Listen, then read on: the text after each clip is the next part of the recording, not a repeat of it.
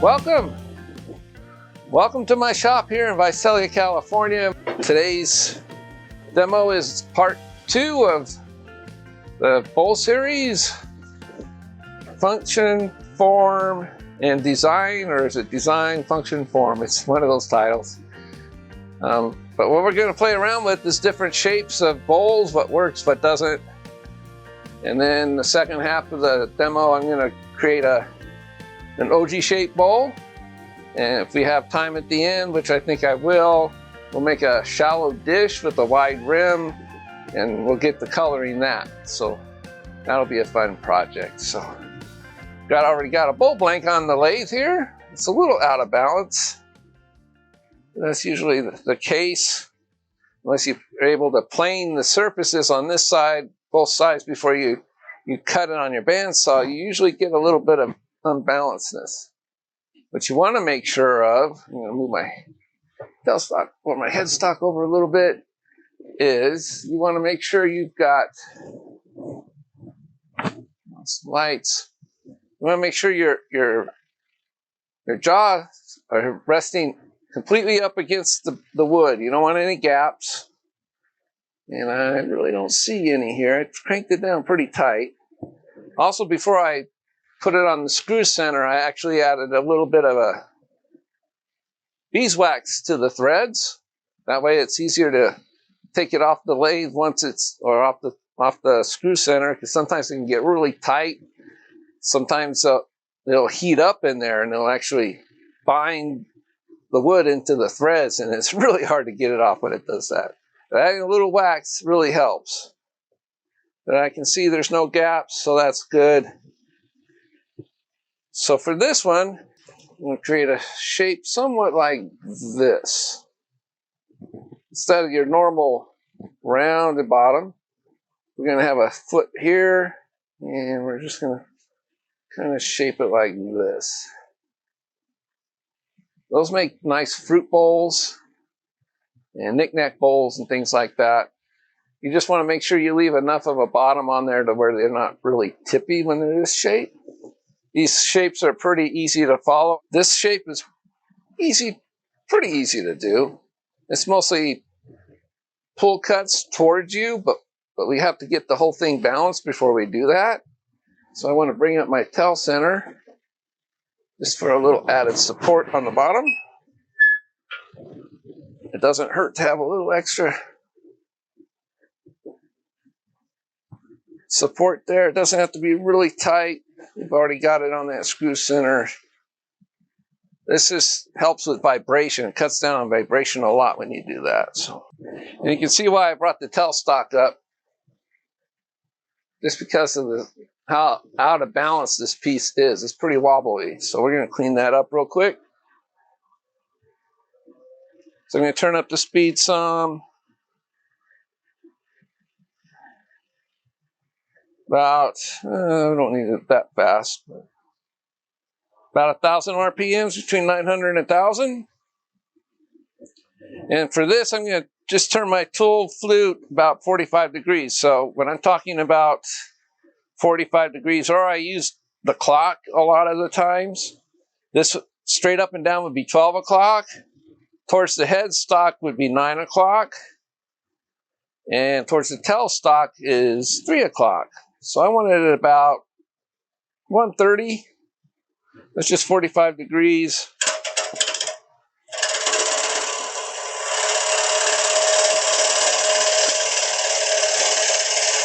And these are just truing up cuts. Get the piece a little bit balanced.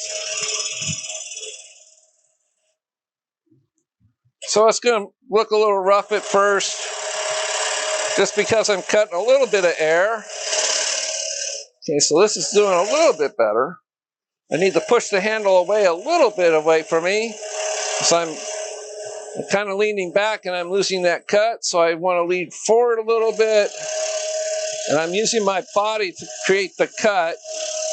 I started on my left foot and then I'm leaning down onto my right as I finish up.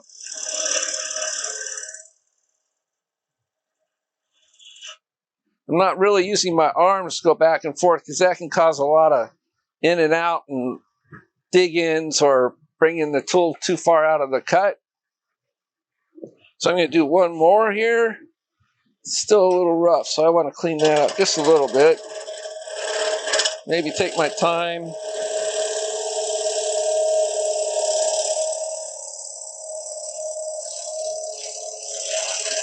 And I'm looking at the horizon. I'm looking up at the top of the bowl here to watch where the cut's going. And my tip kind of jumped into the wood there. That's what made it jump.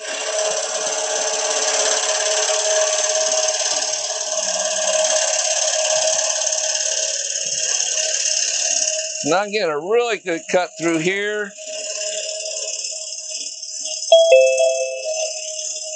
Not too many tool marks. This is a good way to practice your cutting when you're balancing the wood. So I'm just going to clean this section up here to match the other end there.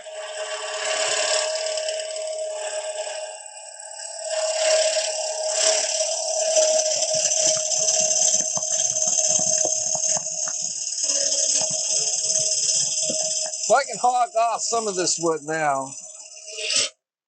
All right, so we got that pretty balanced on the horizon there. Not worried about this bump because that's all going to get turned away. So I'm just going to turn my chuck at about a little more than 45 degrees. And what I want to do is create push cuts to get this balanced. You can go back and forth like this. You want to make sure your tool rest is set to where the point of your tool is on center. When your lathe handle is parallel, and I still need to come up a little bit more.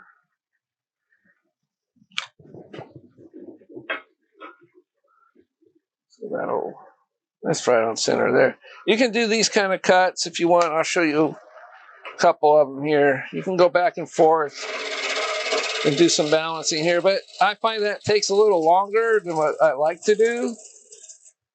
I like to just do some push cuts until it feels like I'm reaching solid wood.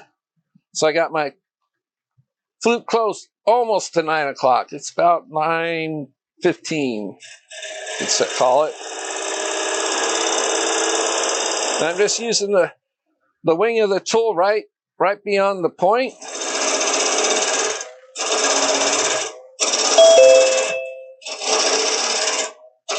Well, it looks like we got more people coming in. That's great. Welcome.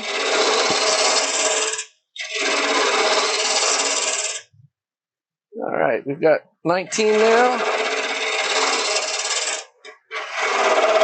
For those of you who have just joined us, I'm just balancing this bowl blank here to get it ready to do some shaping on it. All right, so we got that. So what I'm going to do is I'm going to turn the flute almost closed. I'm just going to do some push cuts and pulling back at the same time, and it's going to create that nice cove on the piece here.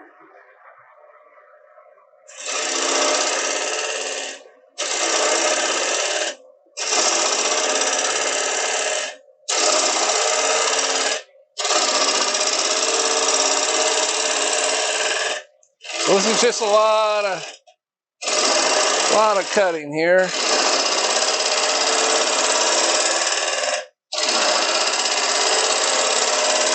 Kind of feels like this tool has already gotten dull a little bit. I'll probably have to pick up another bowl gouge here in a moment. We'll see what we can get out of this.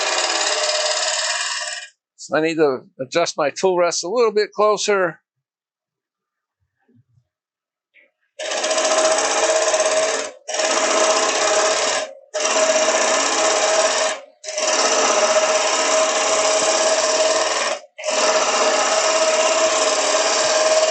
So doing this cut, I'm not moving my arms, I'm using my body. So I'm starting leaning forward on my right foot, and I'm leaning back on my left foot, and it's helping that curve form. It'd be hard to create this curve if you're just using your arms.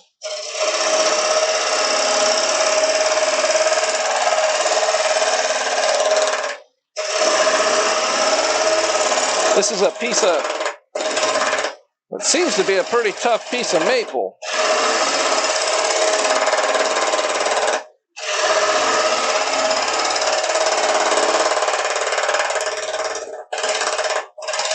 Looks like there's a hard spot right there in the wood.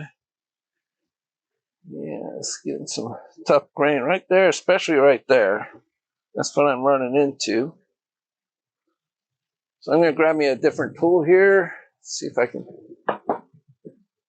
get that taken care of real quick. A couple of bowl gouges here ready to go. Actually, a few of them. See how sharp this one's working here.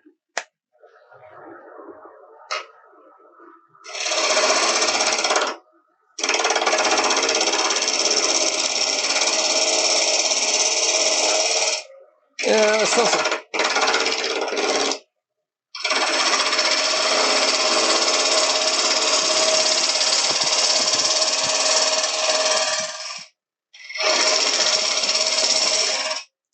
So I'm just getting a feel for the form of this bowl.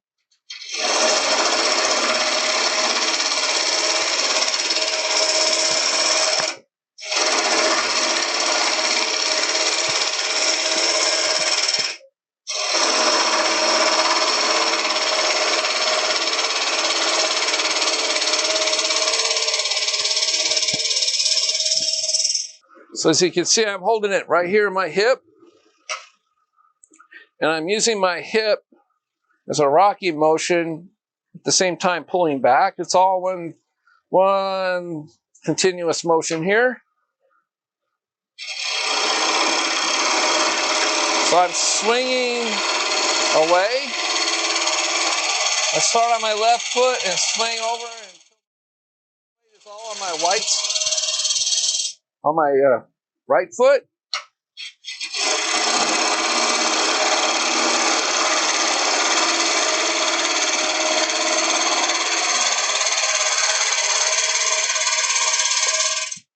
So I had to stop there because I was taking too big of a cut with that wing. I could feel it kind of getting a little grabby there.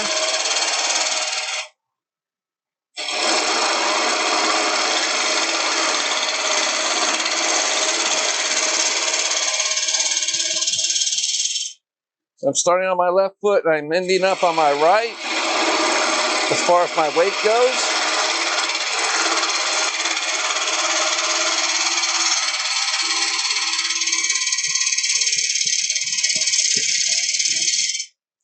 And we're almost done with this part of the shaping here. I want this part a little bit straighter down here, and then I want it to flare out.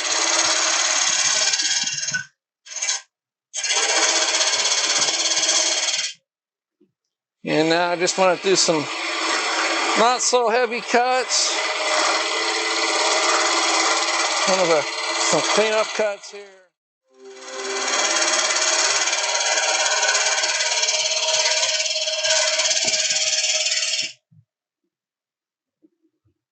And we're about there, I think.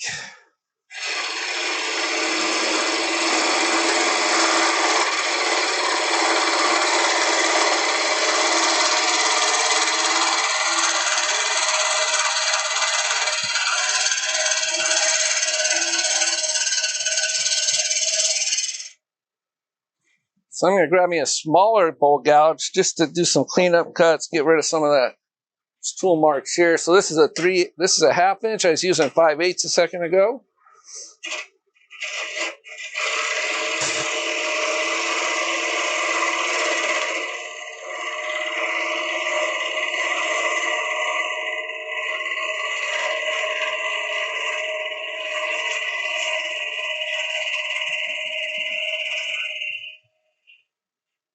I'm going to leave it about that thick, because if I was to turn it over, I would want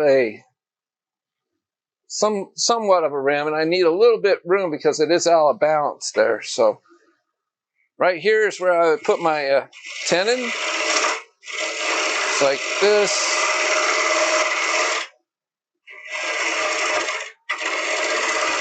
I'm just going to get that started. I'm going to grab me a spindle gouge to finish that off. It's a 1/2-inch spindle gouge. What you want to do is, since most of my chucks are straight talon chucks, or straight jawed talon serrated jaws, I need to make a straight tenon. I need to move my tool rest a little bit closer there. Getting a little jumpy.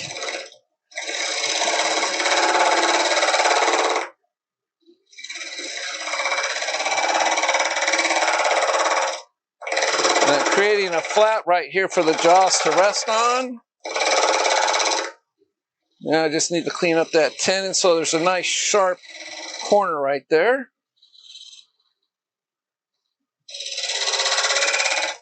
So that's how I create a tenon for a bowl like this. So now I'm just going to finish up that curve with that smaller bowl gouge again.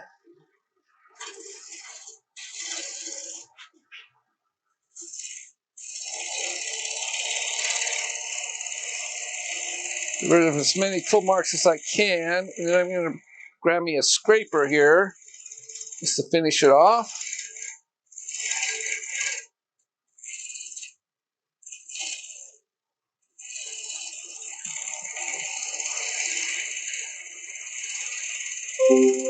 I see a few bumps in the shape here.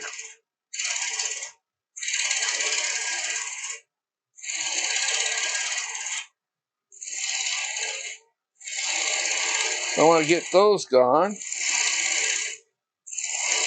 I'm looking at the bumps. I can see them on the horizon. And this curve isn't quite right through here. I want to clean that up.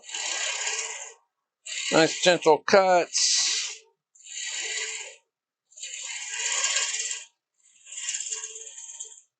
Then next I would do for a shape like this is grab me a scraper with a curve on it, just like this. I'm going to zoom in on this just a little bit, just a little out. There we go. So you can see the curve there, and it's just got a burr right on the top there. I'm just going to take it across make sure it's on center, and it's not. So I need to raise the tool rest up a little bit. You don't want a scraper sitting on the below center. In fact, you want it a little bit high center so you can raise the handle a little bit for the burr to cut a little bit better here. And you can see how I'm getting shavings off that burr. That's what you want. If you start seeing powder and stuff, you need to put a new burr on your scrapers. You shouldn't get powder off a scraper. So I just see a bit of a anomaly here. So I'm going to stop the lathe. The best thing to do for a curve like this is just stop it and have a feel. Feel if there's any high spots or low spots. There's a high spot right here that I need to clean up. So just use the scraper to do that.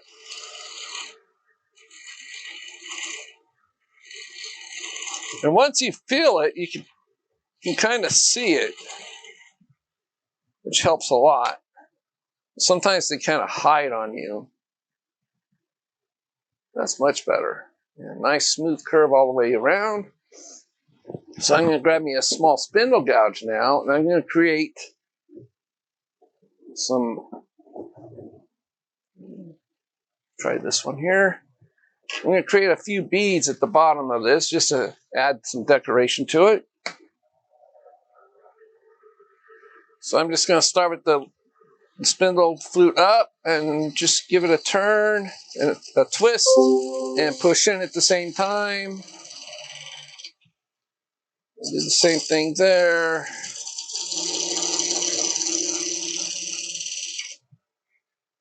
And because it's grabbing, it's because of the curve I'm working on. So you got to adjust for that. And then we need just to come back and go clean these up a little bit. Round them over a little bit more. I'll probably grab me a small detail gouge to do that. Let me run over and grab it.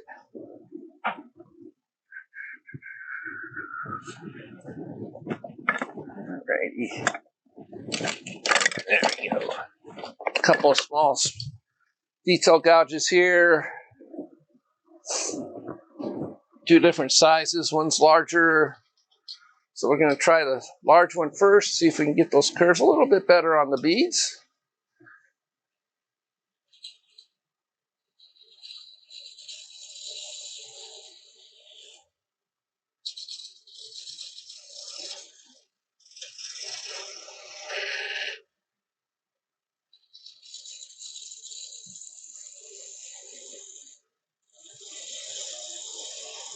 They don't have to be perfect. Believe it or not, you can use sandpaper to really clean these up. I'm going to use my smaller one here. It's a little bit grabby itself. See how grabby the small one is. Smaller you can go, the less grabby it'll be. Yeah, that's much better.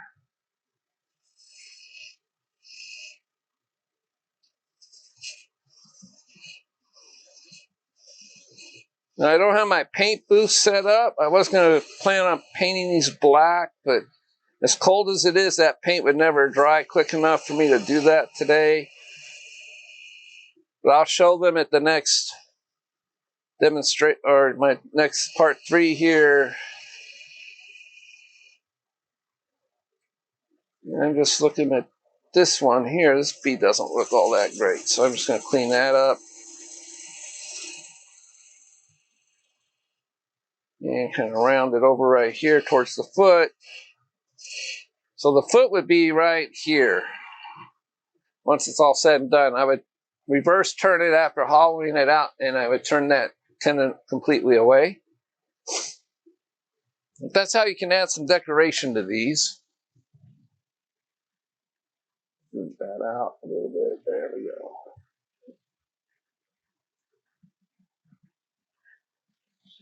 Just a little bit.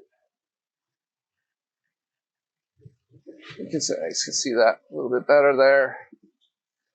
And I would just take sandpaper, fold it up sandpaper, stick it in there, and that would really round those over. Once I want to finish that up. All right, so that's how you make an outflowing, I call them floral bowls. Because they're really nice to set a nice small bouquet of flowers inside.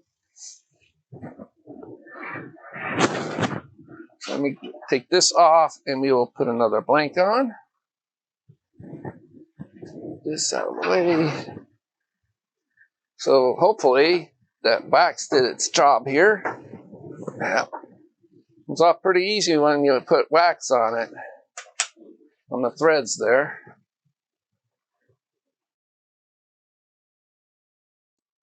It's just going to curve all the way out and then in, and then it's just going to have like a straight area right at the top there. These make some really nice, interesting bowls when you do this. So, grabbing my large bowl gouge again. Hopefully, if it's just the wood. This is a different kind of wood. This is a monkey pod from the coast of California. I want to bring my tail center up. Just for a little added security there.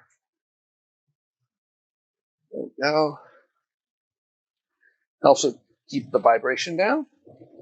So as before, we're going to true this up real quick.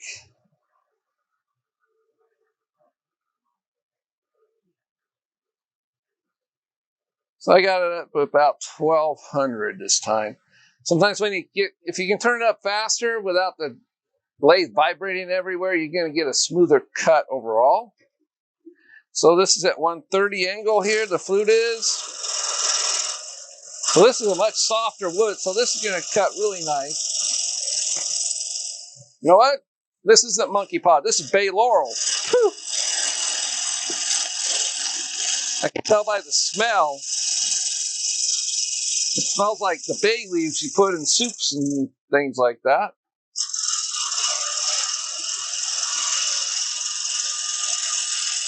This is cutting much smoother, you can tell. It's not really leaving too many tool marks behind. And one more. Not as heavy as the cut. So this bowl's not going to take as long to shape. This is the last one. That's because this one's cutting them much smoother. It's got really pretty grains through it. It's got reds and pinks. It's a shame it's got a big crack on the top. It just didn't dry quite right.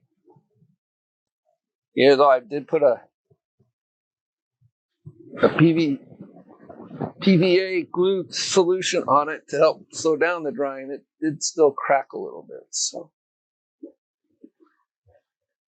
all right. So we just want to balance the bottom like we did before.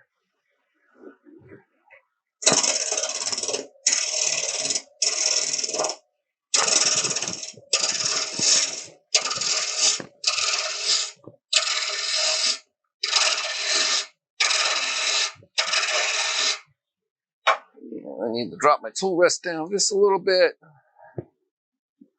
Notice I wasn't quite on center.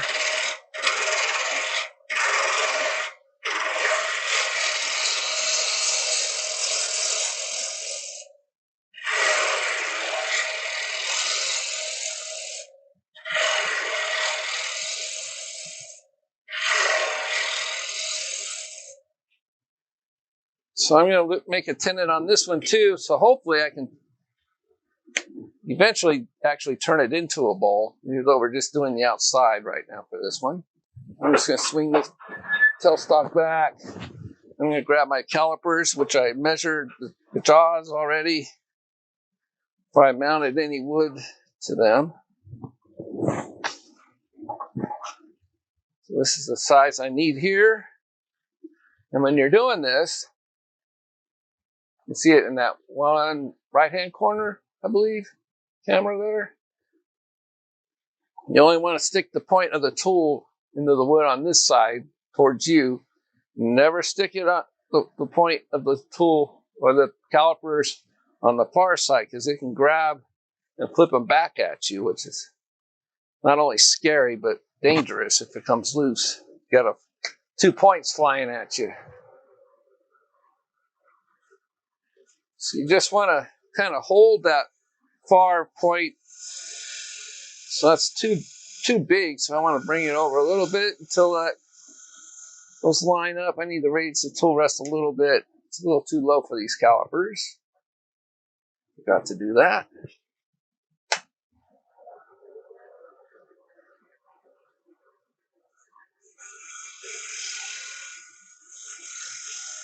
Right there. That's the size of tenon I want. So I'm going to mark that with a pencil so it shows up on the camera a little bit better, because there are a couple of grooves there. Right there.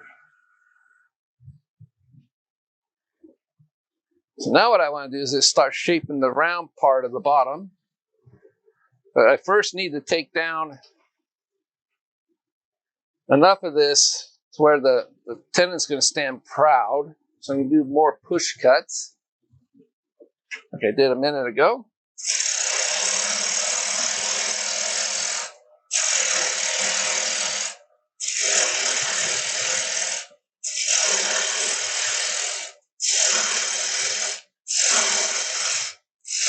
Thankfully, this piece of wood is cutting a lot more gentle and almost like butter, you could call it. So a couple more.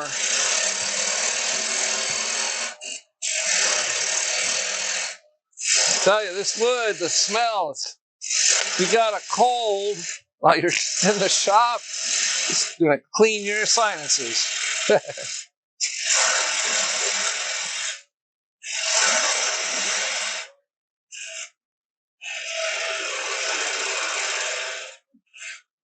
right, so what I want to do now is just bring in my spindle gouge again and ask away. That's what we're here for, is to learn. So that's not quite deep enough of a tenon, so I'm just going to take a little bit more of this wood away.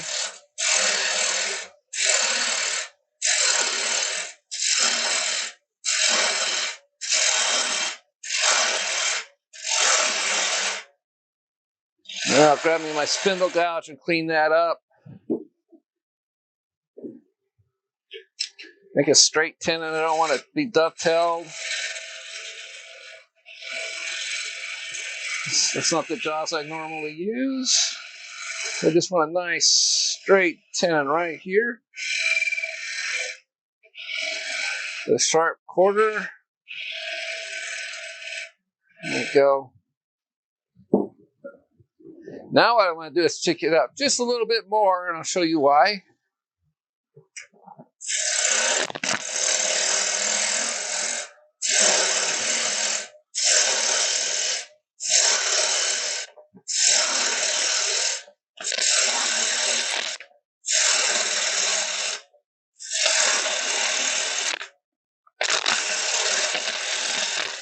So I'm leaving a flat right here for my jaws to rest on.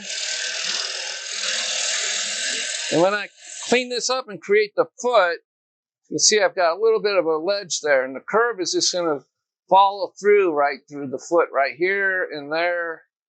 Just got to pretend, well, not pretend, but just see it in your mind's eye that that curve is just going to flow through this whole area here. That's why I wanted to create that ledge, because I do need a flat spot right there for the jaws to sit on. So now I'm just going to start curving it, doing some pull cuts here.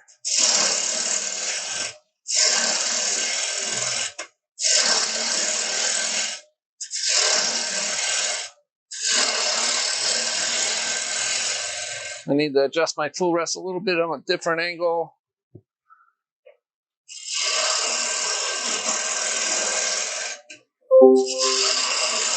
There we go.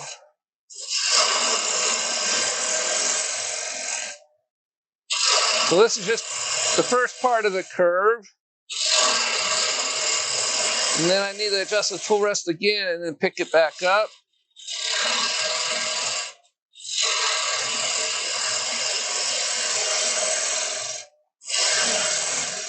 And create a much steeper curve here in a moment by adjusting my tool rest.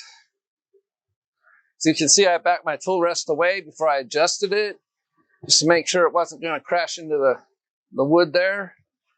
So I'm just going to bring my tool around. I'm going to catch the corner right past the tip that you can see on the lower screen there, camera. So I'm just going to be cutting just right in this area, just off the tip.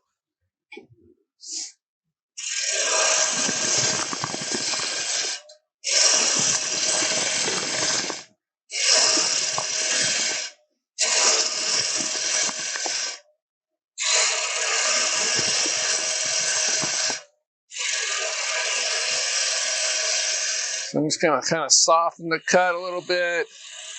I'm going to do it like a kind of a shear cut with some of those tool marks. Shear scrape. This wood is soft enough to where doing this will create a surface that's nice enough for sanding without having to resort to using a scraper on it. All right. So now what we want to do is we want to start bringing that curve back in on itself. So we need to move the tool rest out, straighten it up, and bring it just parallel with the piece of wood here. We just need to take a lot of this away. So that's what I'm going to do here.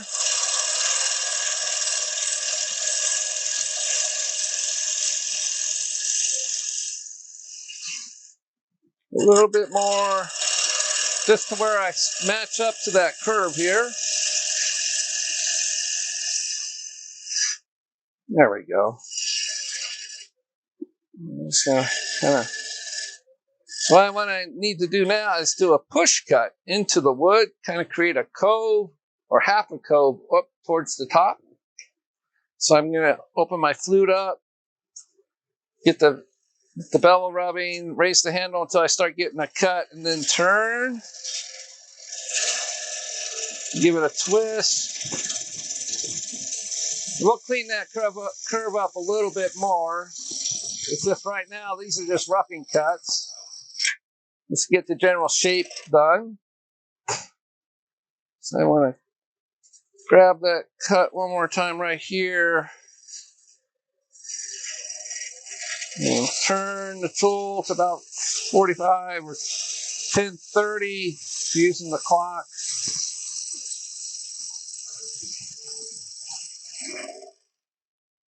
So we just need to clean this curve up. So I'm going to come back the opposite way. I'm going against the grain right now.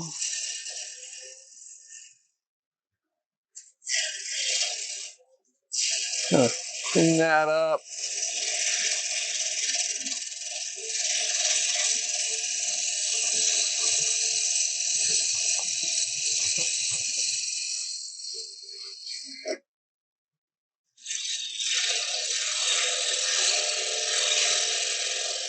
Slow the cut down as you get towards the rim.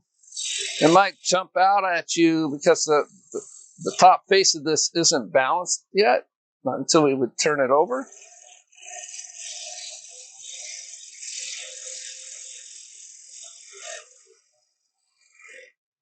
And I've got a little bit of a bump here that I need to clean up. And a bump right here I can see on the horizon of the bowl. So I'm just going to drop my handle way down, do a shear cut, clean this all up, and come back the opposite way doing the same thing. Flute practically closed towards the wood.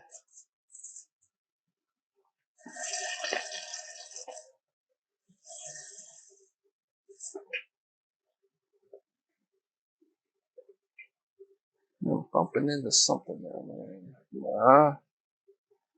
It's like the paint on my tool rest kind of chipping off there. My tool's grabbing it.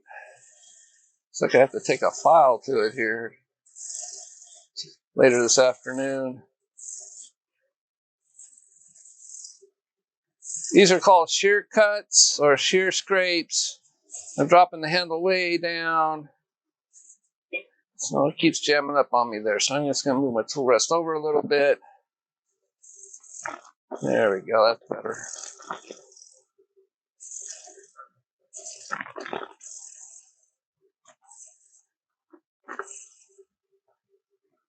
And I'm going to do the same thing on the bottom here. I'm going to bring my tool rest around. I'm going to drop the handle. Bring that. Just using the wing of the tool here. Flute just about closed. This will help smooth out any tool marks you might be running into. Keep running into that paint that seems to have peeled off in the middle of that, so I don't want to keep hitting it. So I'm adjusting my tool rest so I don't.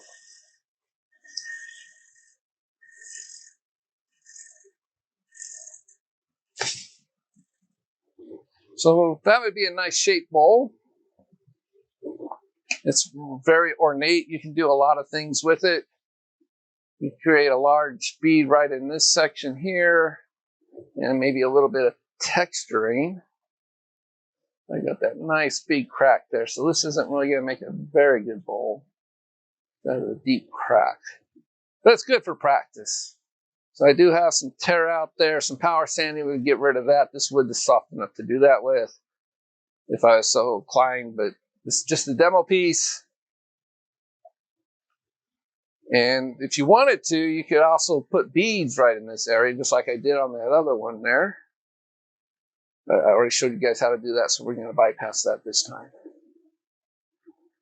But I've also used the texturing tools. I would make a high point right here and here. And let's do that real quick. Let's put some texture on there. When you go to turn the inside, do you match it with the outside? Yeah, very carefully you can. You just got to look at the whole bowl as itself while you're doing it. And I usually use a Kelton hollowers instead of a gouge, or I use hunter tools. Let me grab what one of those look like.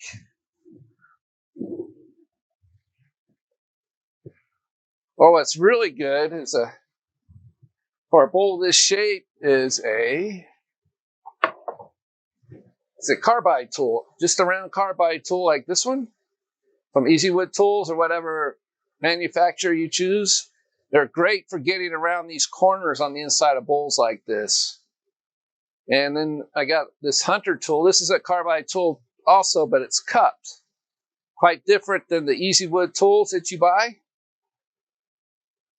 And just like the Easy Wood tools, you could, once it gets dull, you can turn it a little bit and you'd have a fresh and sharpened area here. I generally use these for a lot of Halloween, mostly Christmas ornaments. It's great for that. But for a bowl like this, I would use my gouge at first to get the mass out of the middle. Then I'd come back with this round Easy Wood tool, and that'll allow me to get down in those corners right down in there. So, or a Halloween tool. Thank you. Uh-huh. I know it would look like a difficult thing to do with a gouge. It can be done with a small bowl gouge. I've done it, but it's just hair raising to say the least to try to get your bowl gouge to follow that curve on the inside. So, if anything, if you're kind of new at these kind of shapes, I would just generally follow the shape, but I wouldn't completely follow it. Just to give it an idea that you did follow it on the inside until you get more practice in if you're new to this. So what was I going to do? I was going to grab me my texturing tool here. Let's see here. It's not the one I wanted.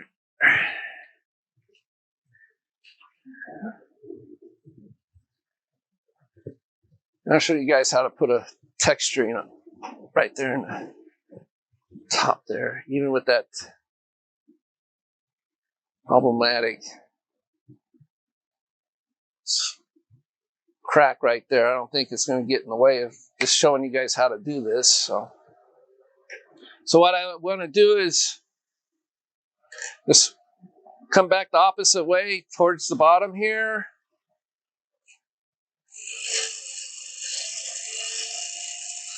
And what I'm going to do is just leave that a little bit proud right there. And I'll come back this way. Whoop. Grab that cut a little bit too quick.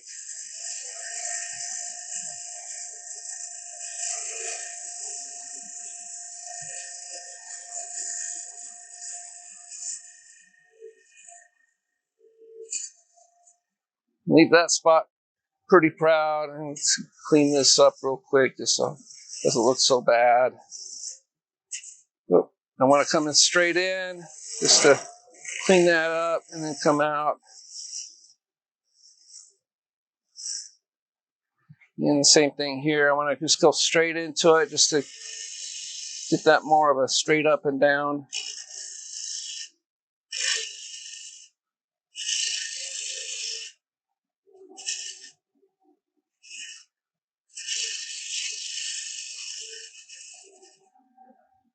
All right. So I need to turn the lathe down a bit. So this is the texturing wheel I'll be using. It'll just create lines over and over. And when I put it in there, I just want to put it straight in just like this at a slow speed, a little faster than that though. Between 400 or 500 is pretty good for this. It's a little too high. There we go. So I'm just going to go straight in with this.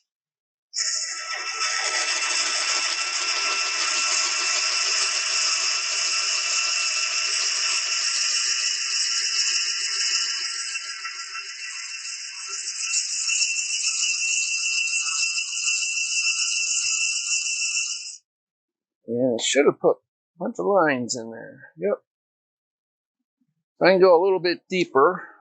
But then I'm going to slow it down just a little bit more. And I'm just going to gently put it in here so it'll grab those grooves it just created. The wheel will find those.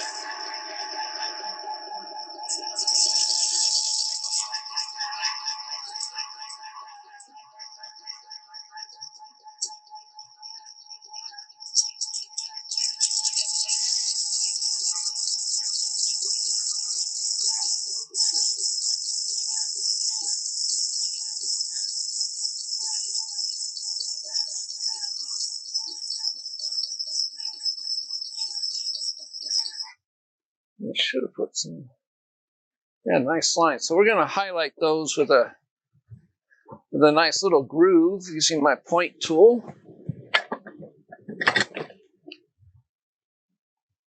That way they stand out a little bit better. We'll just take this and we'll just put this right next to each of those groove lines. Move the west a little bit closer. Right there. Then you would want to touch it up with real quick with either a brush that was they're cut short, or I prefer using a white Scotch pad. This gets rid of any of the fuzzies that the texturing might have left behind. Don't use it too much or it can actually start sanding away what you did. Because these do have an abrasive on them, but the white one is the highest grit. We've got a nice little texture right there with a couple lines there. When you pick up the bowl, it feels kind of neat.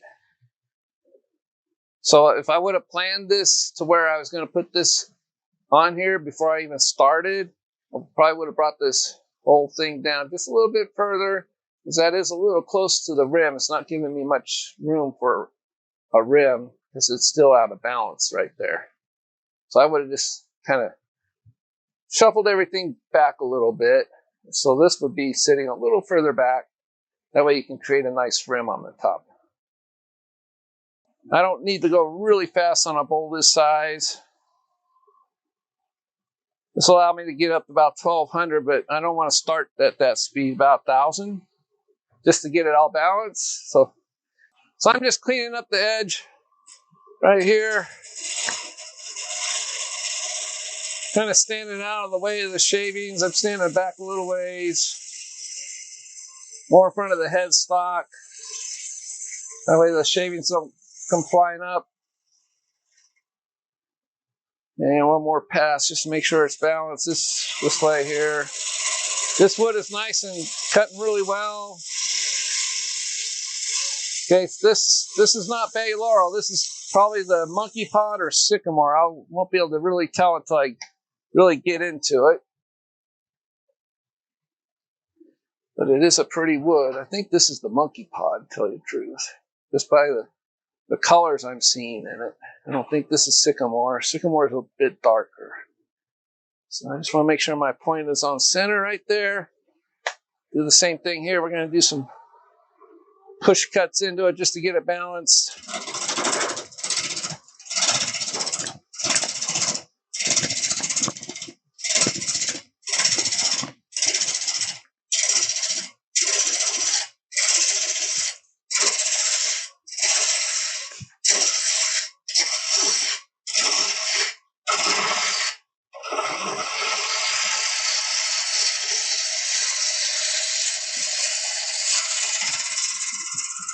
That kind of smoothed everything out.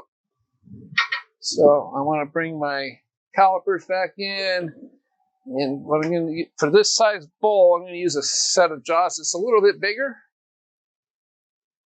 The ones on here are a little bit small because when they're closed down on a tenon like it, that's about a little over 1.5 inches. So I want a bigger tenon for a bowl this size. I want to get my calipers and measure this out. And I'm just going to make it just a little bit bigger.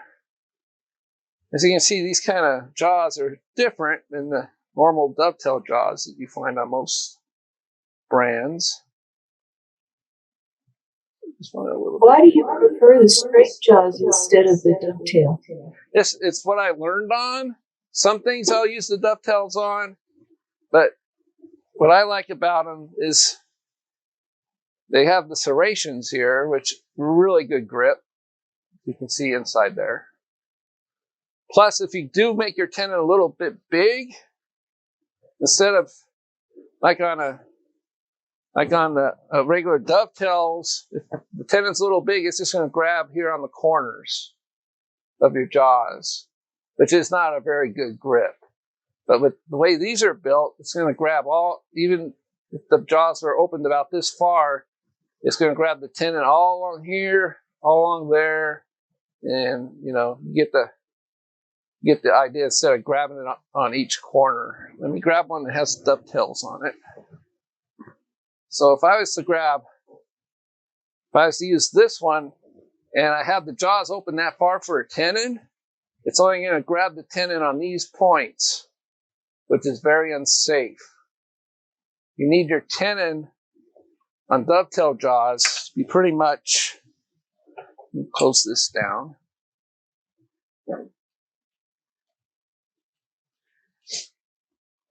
So you need your jaws on the dovetails. You don't want it closed all the way, because the way these are made, see, that's not a perfect circle anymore. You need to open it up a little bit, about right there, because they use it. They cast these as a solid part, and then they use a saw to cut it. So you got a saw curve there. So you got to open it up just a little bit to get that perfect circle. And if your tenon's not that size on the inside, or if your recess is not perfect on this side, it's not going to hold as well as these do. And that's why I prefer these. As you can see, it's going to grab here, here, all of this area instead of the points. So you got to be really careful when you're making a tenon or a recess with dovetail jaws. Does that help? Yeah, thanks. Okay. There's nothing wrong with dovetails. I use them.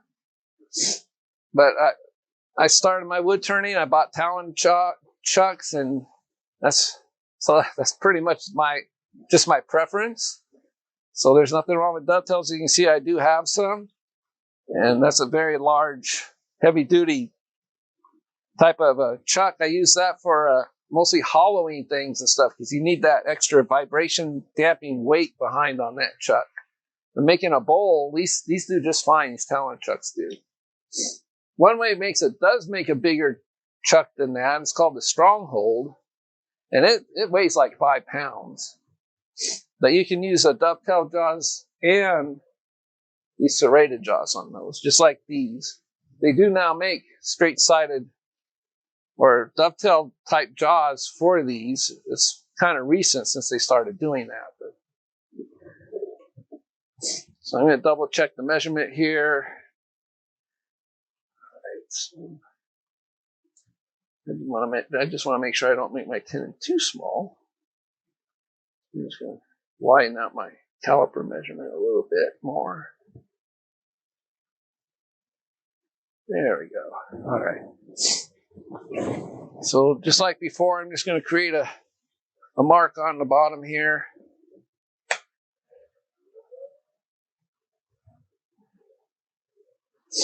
And it's kind of vibrating there a little bit. It's still out of balance a little bit. That's because the front is not balanced quite yet. So that's not quite there.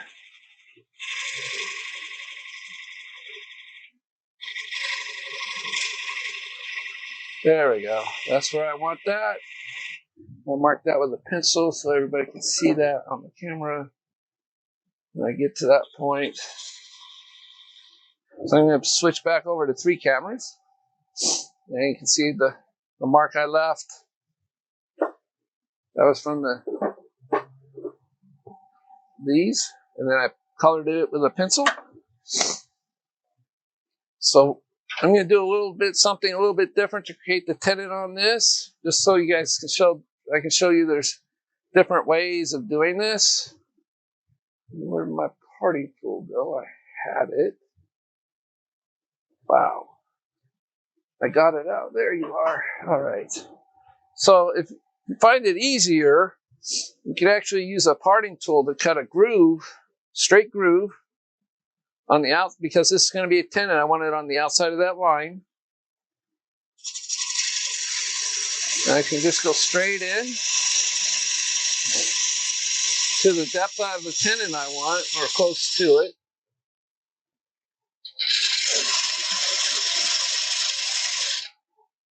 And then I'll just take all this other wood away while creating the Ogee-Curve. This will help create the foot a lot faster. So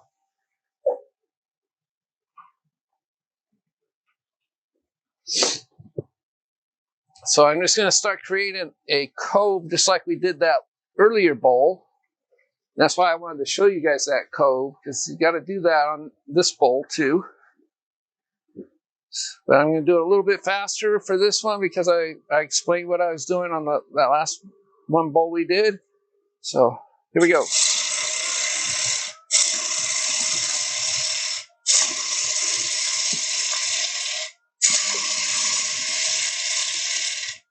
So I'm going to do a judgment on this, and I want to bring this curve about a third out from where the tenon is. So that would be about, I'm just eyeballing it. It can be adjusted later. That's what I like to do there.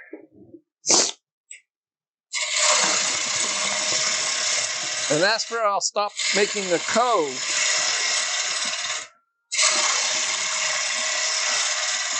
Because an Ogee-Curve is two adjoining curves of opposite direction coming in the middle, meeting in the middle. You got one curve that's coming out this way, and then you got a curve coming in the opposite way. One's convex and one's concave.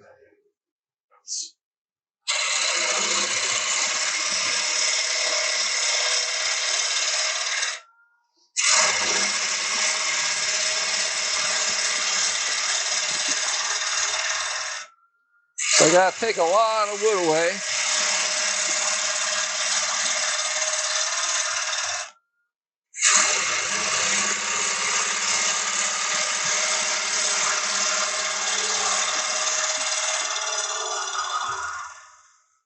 So now I need to take a bunch of this down to where that tenon is sitting proud.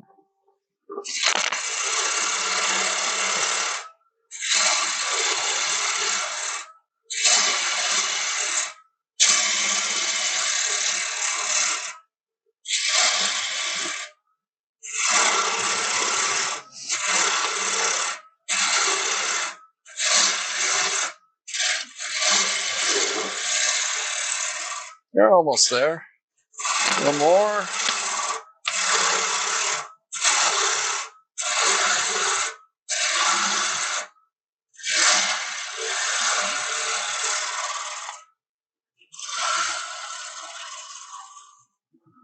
And before I do anything else, I'm going to take that chuck that I'll be using. This is another plus to having two chucks like this with two different size jaws. Just want to bring this up, make sure I didn't make the tenon too small. I don't want it to slide in there. So I got a little bit of room to play with to get that just straight. So I just need to get rid of that little bit of a dovetail shape I did put in it using a spindle gouge.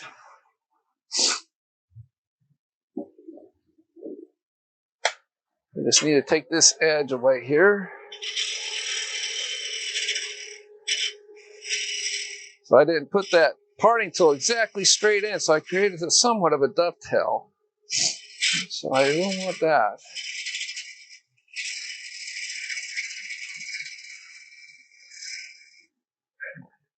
And you want to make sure this area is completely flat.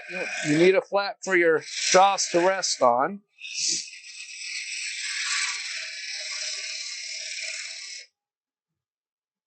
Or even a little concave is not bad either. What you don't want is a dome or convex coming out towards the tenon, because otherwise your jaws won't sit flat on this area here.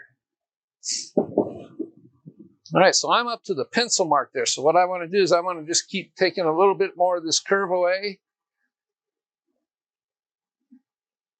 I got to remember this top part is still unbalanced, so I'm going to create a pencil mark. So I got some bad wood there, so I want the rim to be past that. You can see that's not good. So I'm just going to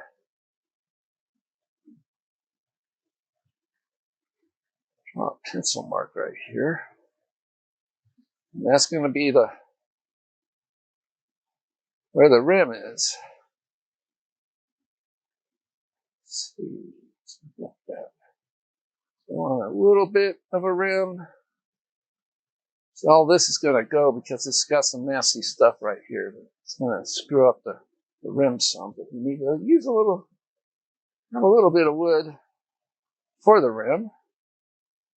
So this is where I want to bring the curve out to. So I'm not going to go any further in. I'm just going to start working this way until I get that curve right. I'm not going to go past this point though.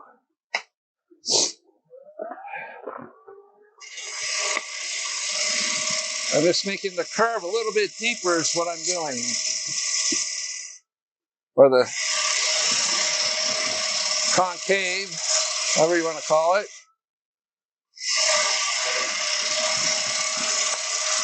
While I'm doing this, I'm looking at this top part right here. Once I get the cut going, I'm just watching up here just to see how that curve is forming.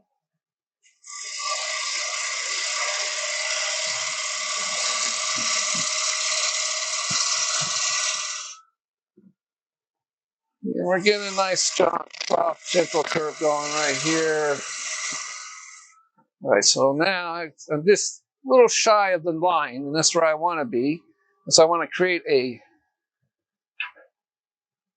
shear cut here. Take some more of that wood away. Get rid of some of those tool marks. You can also bring in the scraper to do this. So I might do that. Let me see where I'm at there. I need to raise it up just a little bit. Just so the handle is up just a little ways. We'll just clean this up.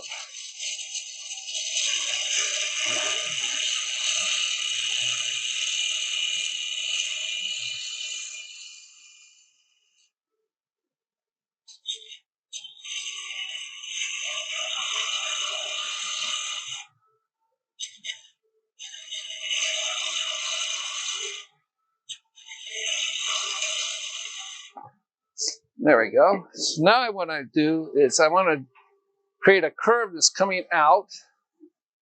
So I'm just going to go in a little bit deeper, right up here. First, here, let me move my tool rest in position. So I'm going to take this down just a little bit more to create a foot that will be on here. Doesn't have to be much. Just so your foot's sitting proud and so it'll rest. Need to drop my tool rest a little bit. Forgot I used the scraper on there. I'm just going to stop right here. I'm just going to bring that out. So this will be where the ring for the foot will rest, right there. I'll show you how to make the foot in a minute after we get the inside turned out.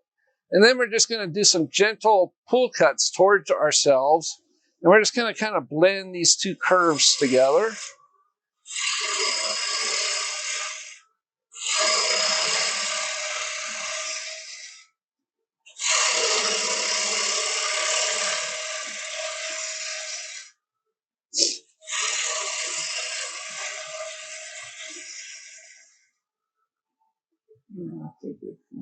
Move some of that stuff out of the way so you guys can see that curve forming now.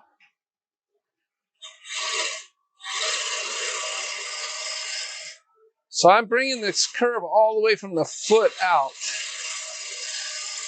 I don't want this area to be flat right in here up to the foot. I just want it to be a nice gentle curve all the way out.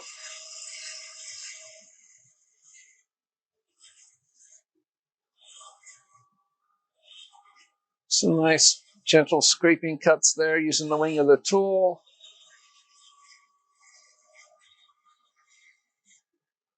There we go.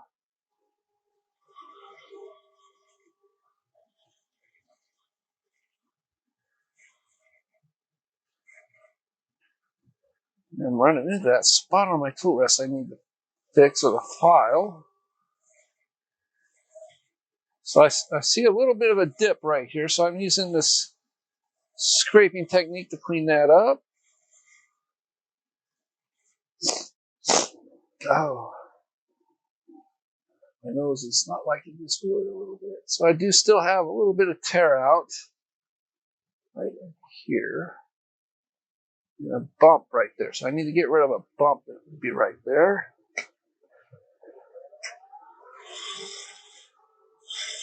Clean that out of there.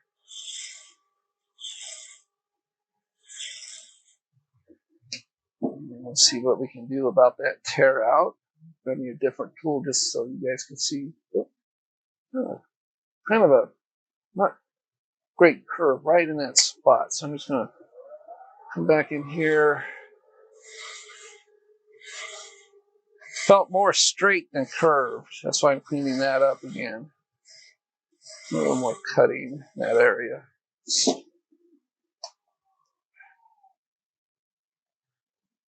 All right. Well, got a lot of the tear out done out of there. But I'm going to grab me a specialty tool that I have. This is a shear scraper. It's made out of a round bar. So it allows you to adjust your angles instead of like a straight scraper would. If you wanted to do that kind of shear scraper, you'd be turning this up on its edge on a corner, and it'll create a much rougher type of a cut, as this one will. A lot of mass, but the round bar gives it a lot of support underneath, and you just put a burr on it just like any other scraper, and we'll just glide it along this area here. It's got a slight curve to the tip there to allow it to follow curves like this. Who makes the tool? This is called a Tracy Owen shear scraper. Craft Supply sells them. There's two different kinds. One faces one way and one faces the other, depending on what you're working on. If you're wanting to come back this way on a bowl from the headstock out, that's great for that. This is more for the bottom, for a shape like this. But you can use it the opposite way if you wanted to on certain cuts. I generally use the one in my hand more often than anything. So we'll see what kind of shading we can get up. Yep. So we're getting kind of a powdery cut off of here, so I don't think it's got a strong enough burr on it. Or it might just be the wood. So I'm just going to have a look-see here, see what kind of cut we got out of it. Let's get rid of any of that tear out. Some tear out can be done with power sanding. You see there's some grooves there. So this tool is great for getting rid of those kind of grooves. We'll go over it a few times here.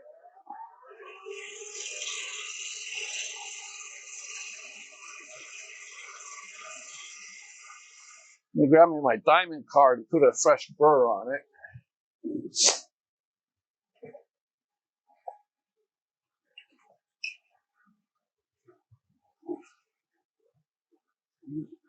I think that's the one. Let's see, where's the diamond card at? All right, where'd you go?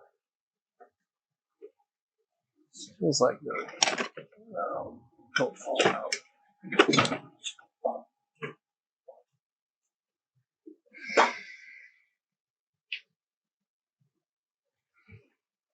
Just gotta pull it out from under the drawer of where my grinder is. There we go. That'll work. So to sharpen this, I could use it on the grinder, but I'm not set up for it right now. But what you want to do is you want to get rid of that old burr. You don't want to put a fresh burr on top of an old one because you'll end up getting a kind of a jagged edge and it won't cut as smoothly. So for this, you just want to find the bevel here and just do some swipes up.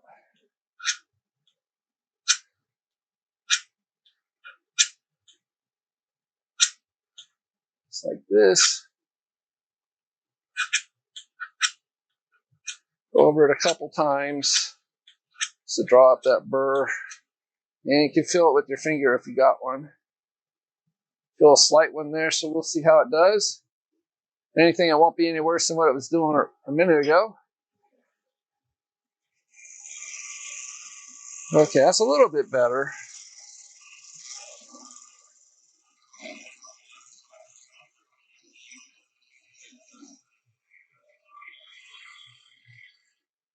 This will just save you a lot of sanding headache. You can get rid of a lot of those tool marks. It allows you to start with a higher grit, not down like 120 or 180. I usually start with 180. That looks pretty good. It's got some really pretty figure in the wood. You can see it there when I spin it. There's some little bit of fiddle back in there right through here. And just a little bit over there. If I oil it up, it'll be really pretty. All right, so right now, if I was to power sand it or sand it, this is the point I would do that. But that's for a different demo. Sanding is a whole art in itself, and it does take time to do it right. I might be doing that, or doing a demo just on sanding later in the summer, so that'll be an interesting demo in itself, sanding and finishing. So there we go. So we got a nice tenon on there. It'll hold really well. It's not so deep that it's going to bottom out in the jaws. You don't want a tenon to where it's going to bottom out down here, because your jaws will never seat on that flat. If you do, and it'll create a very weak point, and it can shear your tenon right off if you don't have the jaws sitting flat. We'll just get this chuck out of here. There we go.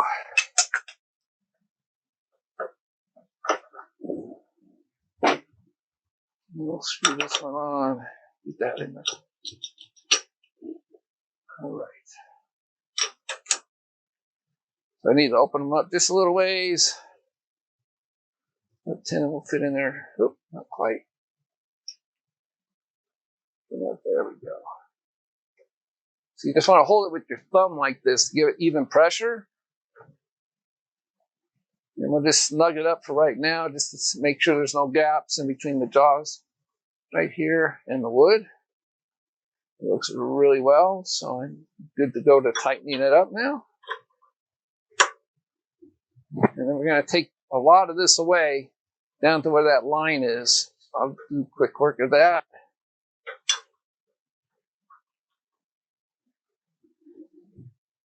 There we go. All right, let's bring that up. So right now I'm going to just get on the safe side here. I'm going to bring up my tailstock just for added support right here for most of those cuts.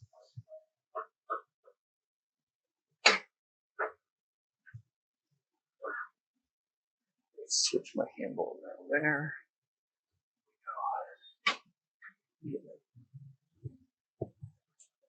Just to give it a little added support and vibration. Keep the vibration down. All right. I'm just going to check something on my computer real quick. Make sure I'm still recording. I believe I am. I should be. I don't think I turned it off. Not that one anyway. Okay. Yeah, we're good. Sometimes it slips my mind in between breaks. Did I turn the recording off? Pause it or not? So I didn't. So we're just going to take a bunch of this wood down real quick. Just like I showed earlier, doing some. Another thing towards the headstock. That's why I like the tailstock up here too. It gives it added support. You're hanging out here, putting a lot of pressure on that, and it can cause the bowl or the blank to come out of the chuck sometimes if you put too much pressure while you're cutting way out this far. So you always want to, if you can, put your tailstock up here for added support when doing cuts like this.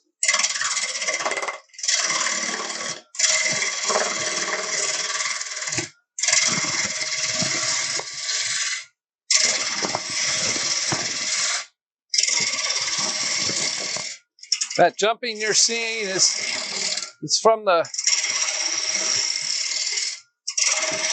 unbalanced part of the wood. And then it's going away as I get the solid wood.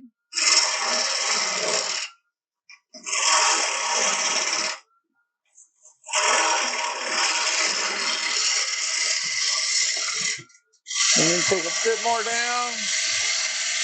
Take it down to that line.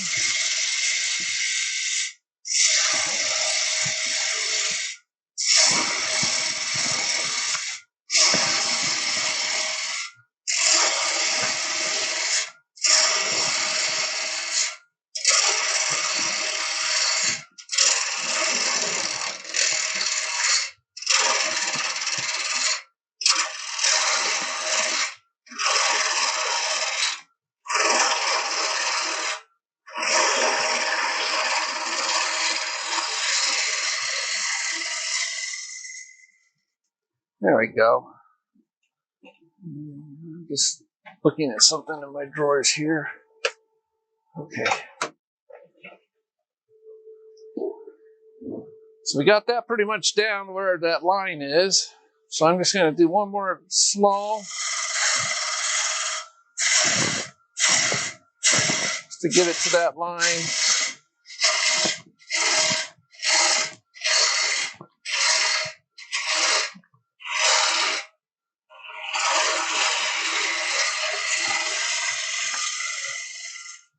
All right, there we go. I'm going to turn off the lathe here. I'm going to back off the tailstock. We're going to start hollowing out the inside here.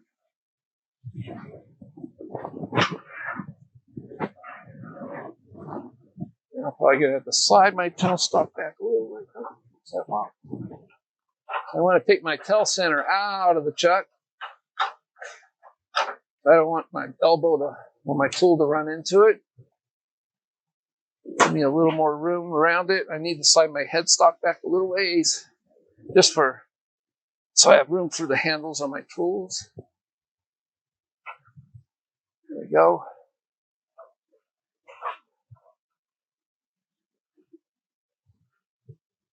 I'm going to double check the swing here because I'm going to be bringing it around kind of close.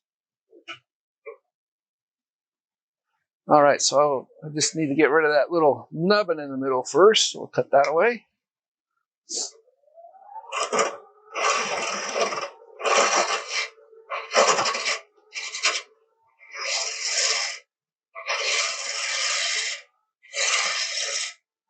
I'm going to grab me this is a 5/8 bowl gouge. I'm going to grab me my 1/2 inch for the inside. So it's easier to handle. I want to take really huge cuts when doing the inside of this. Now, any of you that were at the last part 1, you'll remember when I made this bowl, I did the rim first, and it steps down into there. Well, I'm going to do the opposite way. I'm going to start in the middle because of the shape of this. So I want to be able to follow the shape of that. I need to start in the middle and work my way towards the bottom instead of doing those steps in the middle. And because of the thickness of this, I'm not worried about having to have a hole. You can see the depth difference there. Now you guys could probably have a much better view of this when I'm hollowing this out. So I need my 1/2 inch bowl gouge here. It's not quite as swept back as my larger one, but it is swept back somewhat. So I'm just going to start on the outside of that hole that I drilled for the screw center. I'm just going to go straight in.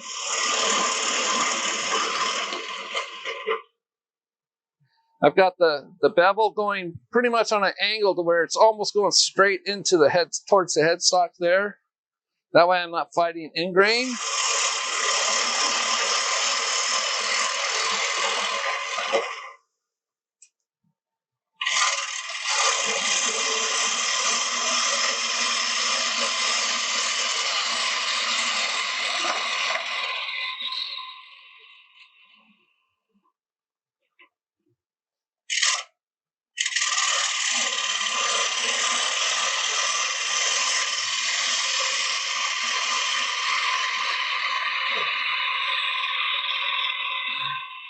And as I get towards the middle there, I'm taking too much of a bite.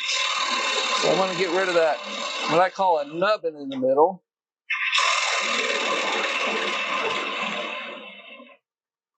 That way I'm not constantly running into it. Gonna go a little bit deeper right here.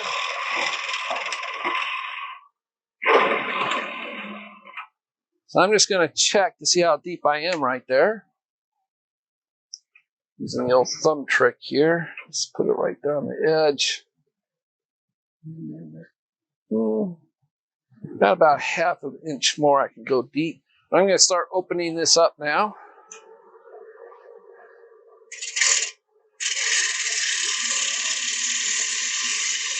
So when you start your cut, you want your flute closed,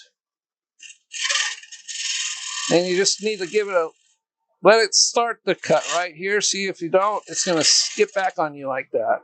So you got to have a firm grip and just hold it nice and firm. And once that cut starts, you can open up the flute to the sweet spot.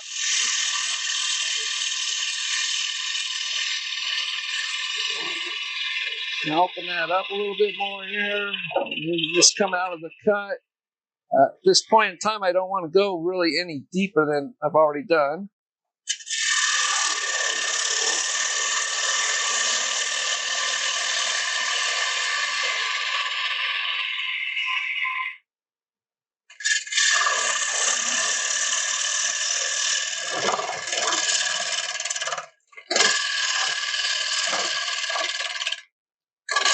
It's like I'm running into some rough wood right there.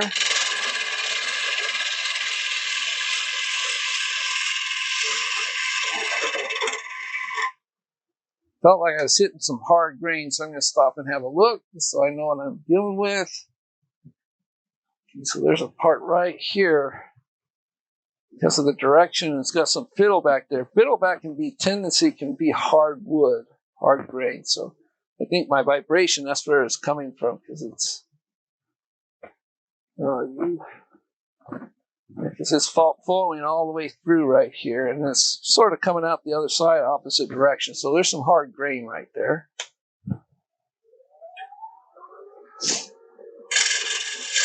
Didn't quite get enough of a bite, so I skated back on me there.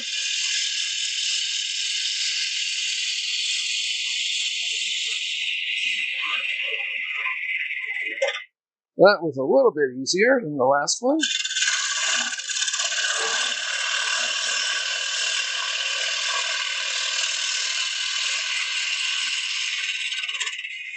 The goal here is to get the inside the same shape as the outside.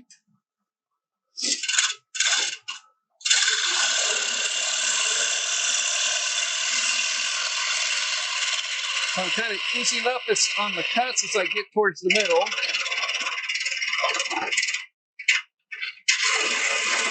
See, the reason why it's jumping on me is I'm fighting end grain right now. I'm cutting into end grain. And tools don't like that so much. You have like a U-shaped bowl gouge like I'm going to pull out to do the finish cut. U-shaped bowl gouges work better on end grain than these parabolic or V-shaped grooves flutes do. So it's handy to have both types of shaped flutes. Two types of gouges, one U-shaped and one parabolic or V-shaped.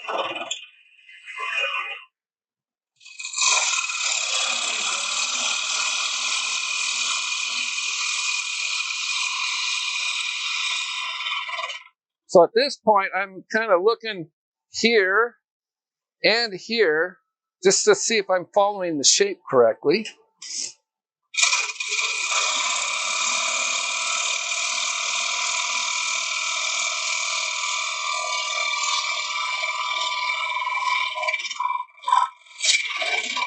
So I'm fighting in the end grain right there again. So I don't want to go as deep through here. So I'm just going to kind of come out of the cuts right through here because this part of the bowl is going to be a little more shallow.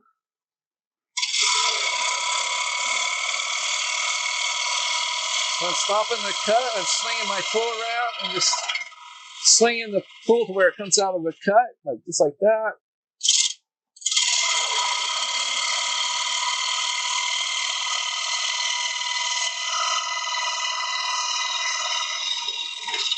And you can tell by the sound of the wood that it is getting thinner as I go. Wow, that is really biting in here.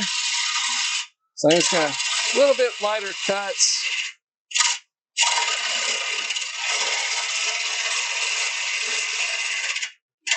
Trying to get rid of some of those ridges and tool marks.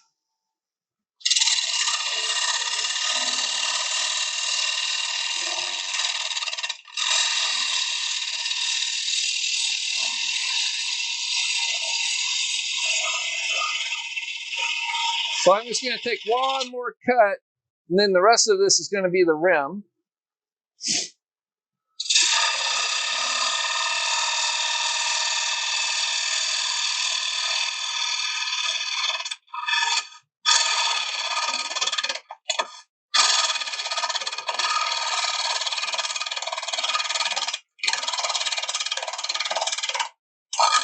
So that's all end grain there. If I ride the bevel a little bit more, it kind of helps a little bit. Plus a lighter cut. Slow the cut down. Try not to be as aggressive when you're cutting into end grain.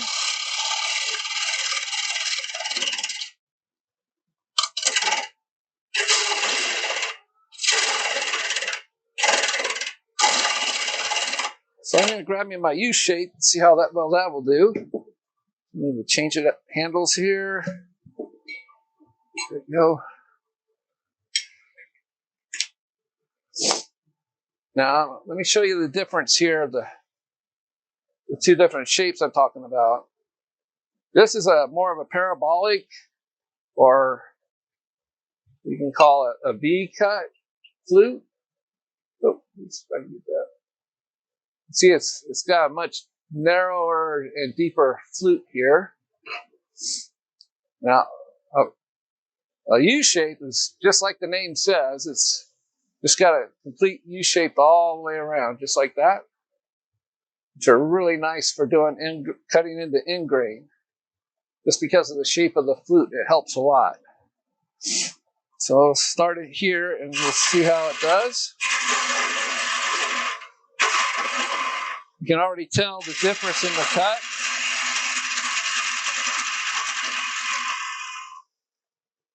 How much better it cuts into the end grain, just because of the shape of the tool.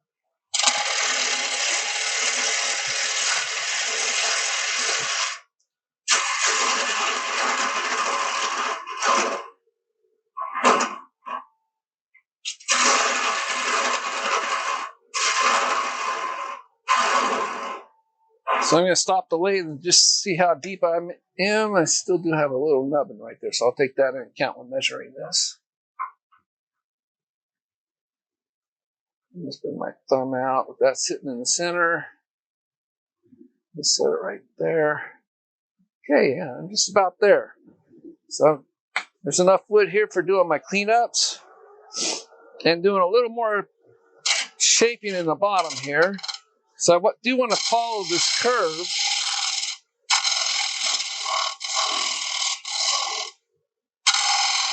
So I'm going to make the rim a little smaller.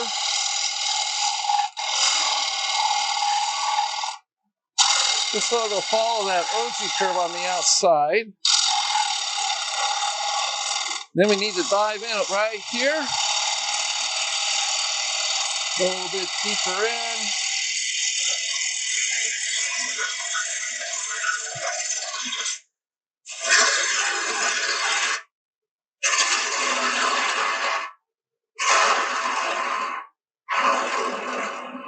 Okay, I'm going to lower my tool rest a little bit. It seems a little too high for that cut. There we go. For these cuts, when I'm doing this, I'm doing an arc. I start at center, then I arc the tool up. When I come towards the center again, I just drop it back down. And it makes easy work of those kind of cuts. So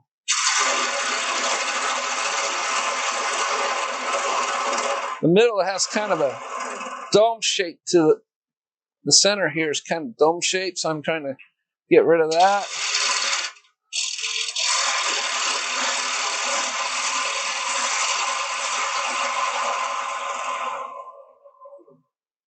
So I'm just going to stop the lathe and have a feel with my fingers here.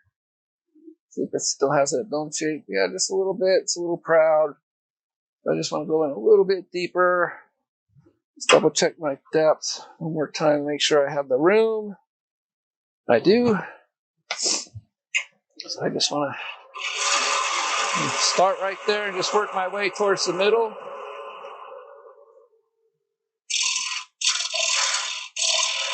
Come out a little further, pick up that cut.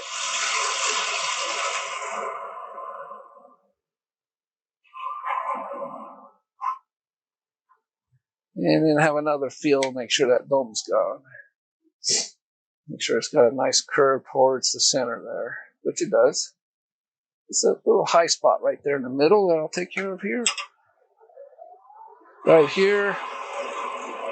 Just a light cut to get rid of that. So now I just want to continue shaping the Ogee on the inside. So I start to cut here, the tool way far away from me. Then I swing it way towards me to lighten up that curve. And then I'm just going to dive right back in, following that outside curve. Then easing myself out of the cut as I get towards the center.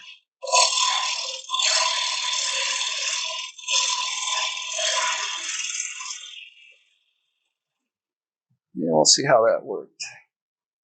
Your hands can tell you a lot about the curve.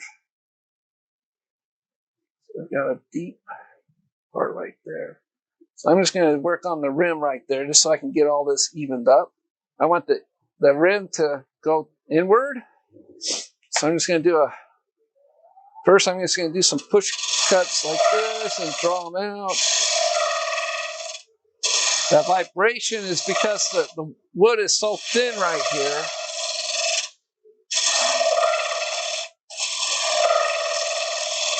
It's going to make it a nice gentle curve coming out of the bowl that matches the Ogee.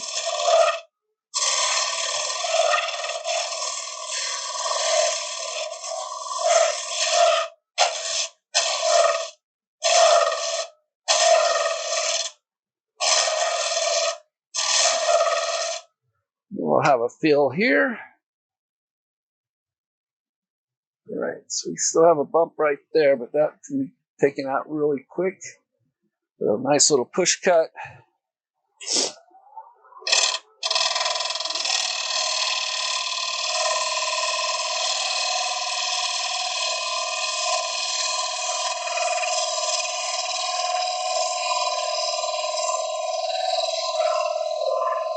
Ease my way out of the cut.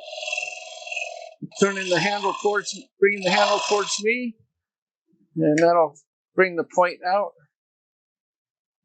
That's much better. So I got a bump right here I want to get rid of. So that won't take much.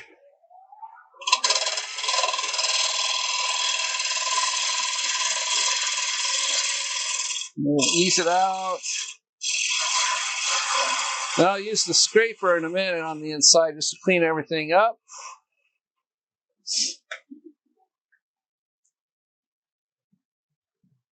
Just a slight bump still right here. Your fingers can tell you a lot. More than what your eyes can.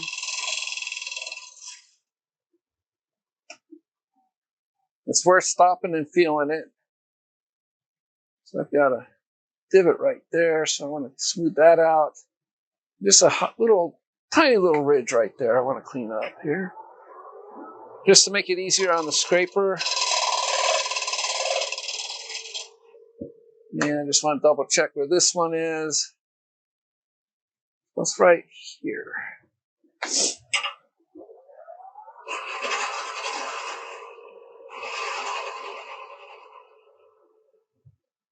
I probably got rid of it. bit high.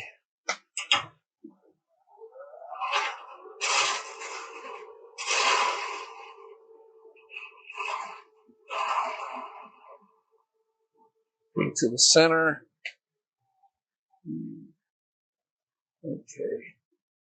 So I'm going to grab you my bigger scraper, bowl scraper here. Let me grab it on the other side of my. I thought it was over here. Where it went? I don't see it. The one I have will do the job. I want to do my bigger bowl scraper though. Yeah. Odd that it's missing. Let's see here.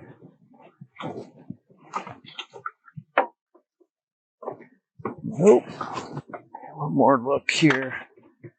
Nope, that's one roughing the gouge.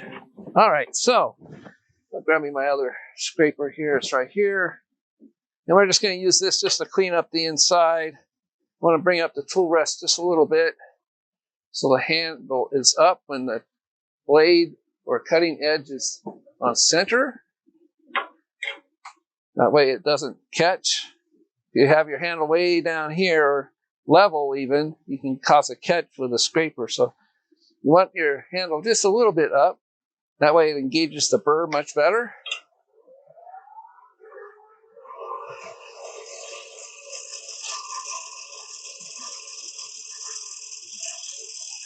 And I'm just following that curve I created.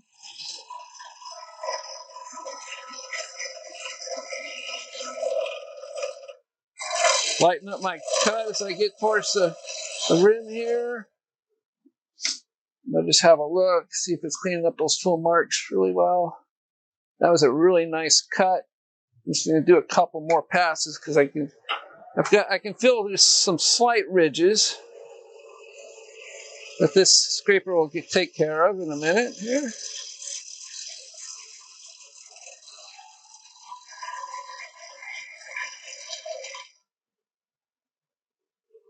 And I bring up my scraper from the bottom up to the center because it'll get rid of any little nubbin that might form in the middle there.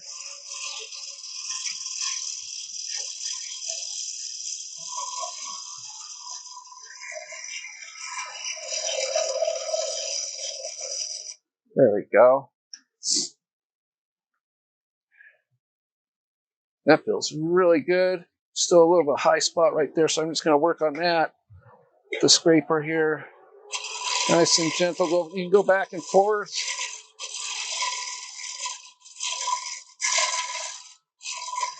Make sure you don't want to go too crazy.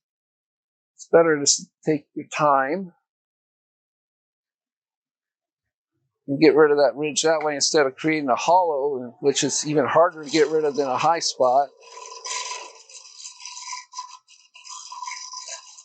If you get a hollow there, you got to take down all the wood that's around it instead of just the high spot. There we go. There. Got a nice Ogee-shaped bowl right here.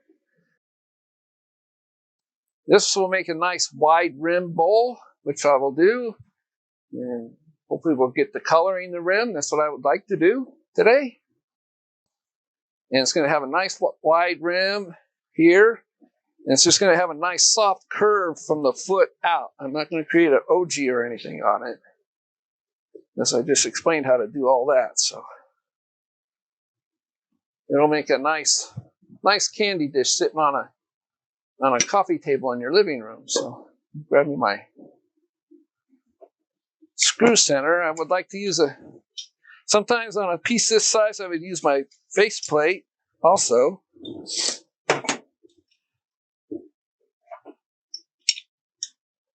But because of how thin it is, a screw center should work just fine. But I'm going to use these jaws instead of the smaller jaws to give it more support around this area here, using the larger jaws for this. So I just want to tighten this down, make sure it's all nice and snug up against those jaws like I explained before. There we go. For this one, I want to create a recess just because of how shallow it is. if I was to put a tenon on here, I'd be taking a good 1/4 of an inch of already thin blank down. And I really don't want to do that. So this, I'm not quite sure.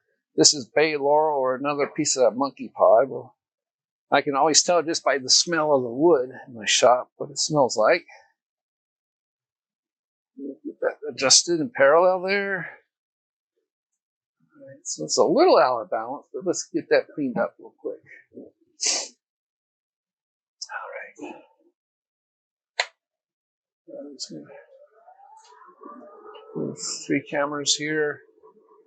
I'm going to zoom out on this one here.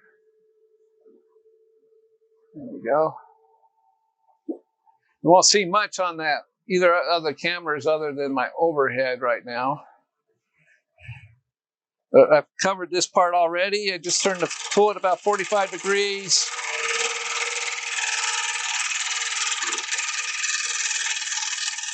This is another blank that's cutting nice and easy. So seems like that first blank I cut was the hard one, which I'm happy about. Having a blank this size, it's hard to cut. You'd be running back and forth to your grinder an awful lot.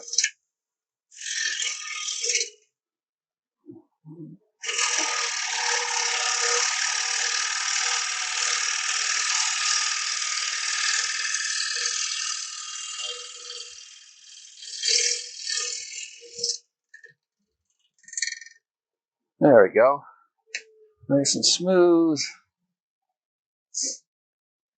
I just need to take this unbalance on the front.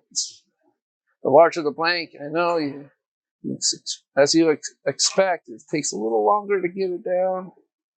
So I'm just going to grab my other bolt gouge here, my parabolic flute one, to do this work. So I'm just switching them in the handles here. It's nice having these interchangeable handles like this. This is a Vic Mark one. Don't see these very often. I got this at Woodworkers Emporium in Las Vegas. I got 2 different sizes. I don't know if they can even get them in the States anymore. But these are handy, especially when you're traveling doing demos. It's the main reason I bought them. So I don't have to, I can carry tools like this without a handle on it, which is much easier than carrying fully handled tools everywhere. So.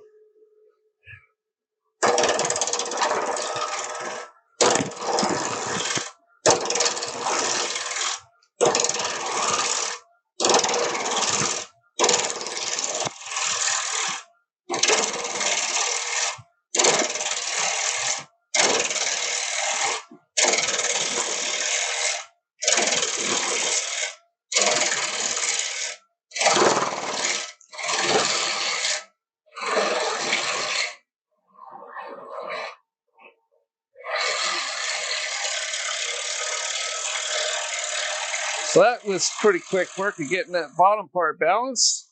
It looks like it's running very true, just by eyeballing it down, right down the edge there.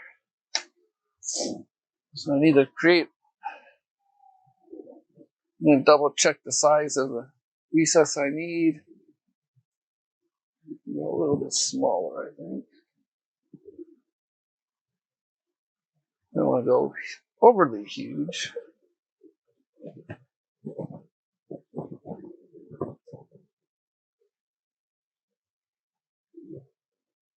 There we go. All right, so we're going to mark this one.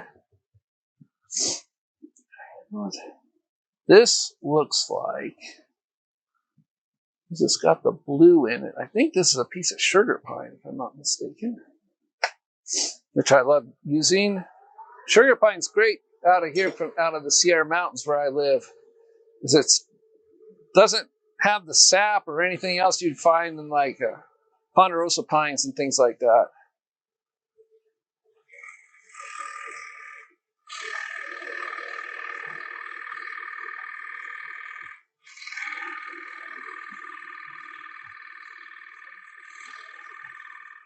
No, that's not it.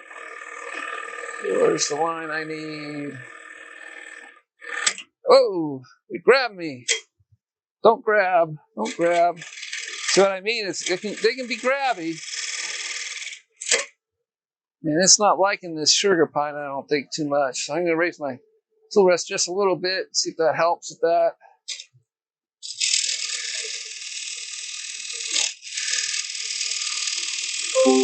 There we go. All right, we got that done. Looks like we lost a person, but that's all right. We'll see you next time. So I'm just going to mark it with a pencil here so you guys can see what I'm doing. So I'm going to grab me my parting tool and I'm just going to create a recess. So I'm going to start cutting, instead of like on the tendon where I started cutting on the outside, I'm going to start cutting on the inside here.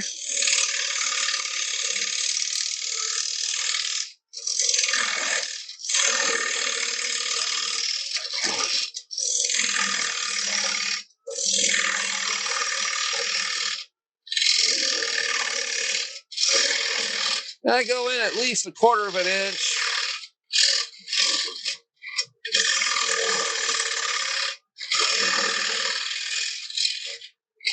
And you want to make sure that wall is good and straight or even slightly dovetailed.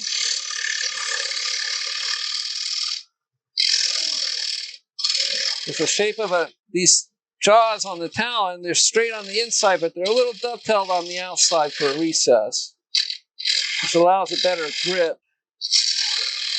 Prevents the wood from coming off the chuck. All right, so we got that done. So what I do, I'm just going to grab me my small, where are you? Hole gouge. Black handle thing here. There you are. And I'm just going to dress up that dome looking thing in the middle there. I'm just going to do some push cuts here. Kind of make it like it was done on purpose.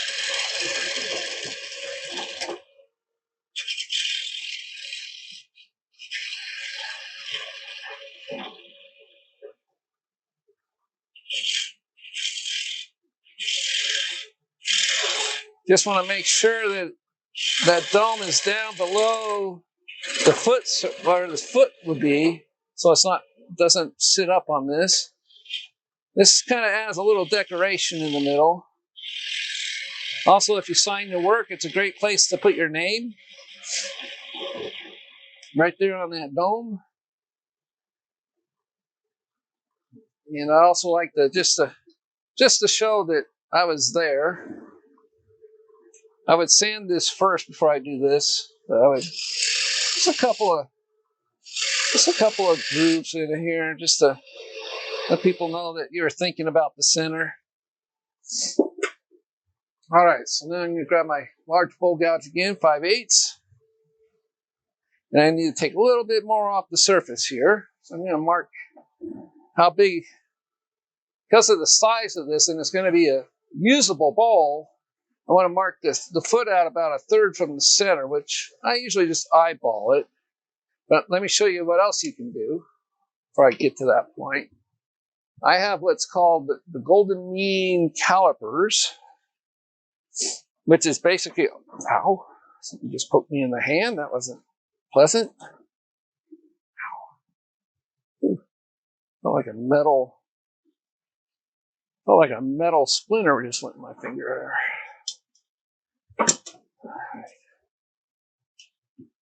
There we go. And it's almost in thirds, but not quite. And it was discovered some thousands of years ago. The golden mean was created because it's the most pleasing to the eye. People gravitate towards that. So this allows me to spread this out. There's the middle right there. Put that in the center here. You want the foot about 1/3 of the size of the whole piece. So I'm not going to go all the way out because I'm sure I'll be taking a little bit more of this down as I cut the bowl to shape. So about right here is a good spot for the foot. It's going to be about right here. Doesn't have to be exact. It's just a good measurement to make the bowl steady when it's sitting on a table being used. Those calipers. You can make, there's plans online. You make your own homemade calipers. You can buy them like I did. So I want to take this part down to the line. I just want to make it a little shallower here so the foot will be sitting proud. So we're back to doing some push cuts towards the headstock.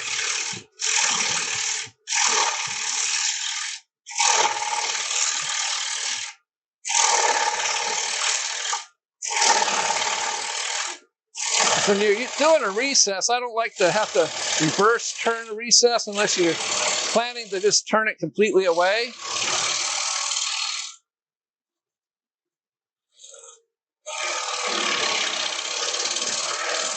I just want to make that a little proud.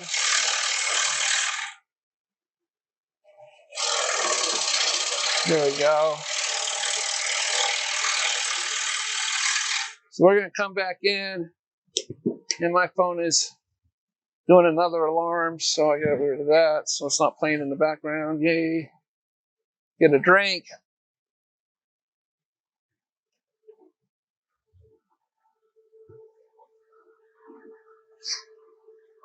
And what I want to do is get my party tool again. And this is just going to, right here, just going a little ways, not much.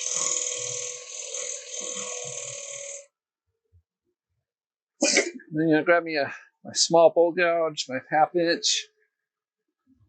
I'm just going to do a push cut here and just kind of concave this whole thing down towards the recess there. There we go. And come back and kind of create a small bead right here.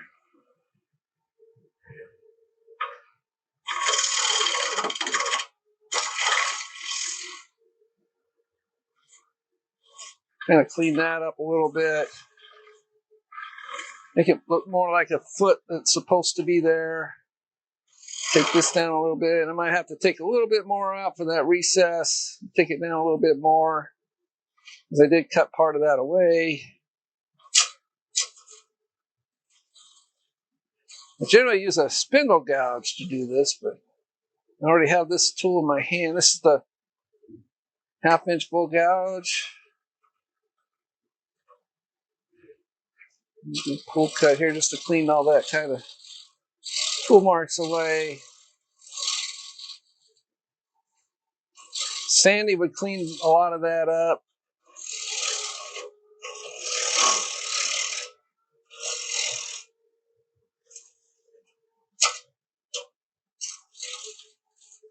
All right, so I'm grabbing my parting tool. Just make that recess a little bit deeper.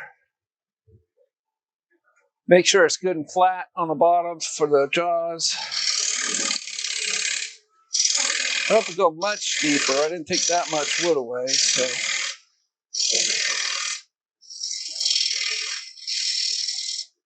Make sure it's got a nice corner for the jaws to rest on inside there.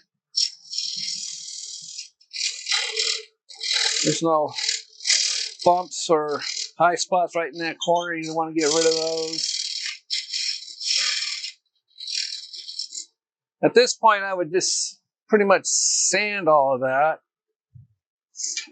And I would come back with my bowl gouge and come the opposite way here. Just going to highlight that foot.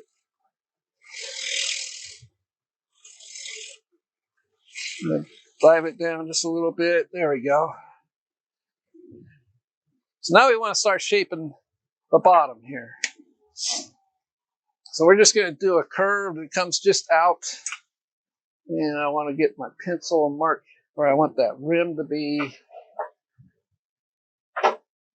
This is still a little bit out of balance on the top here, so I want to make sure I don't.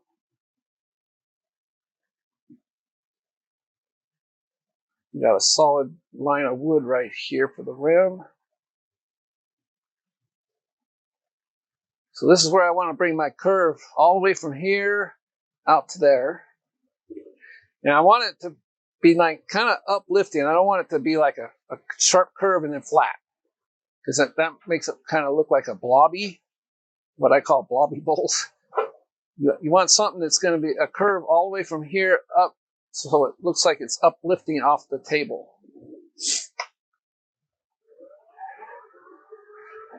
So which tool is this? This is my 1/2 inch. Let's see if my larger one is going to do a faster job of this. Here we go, 5/8.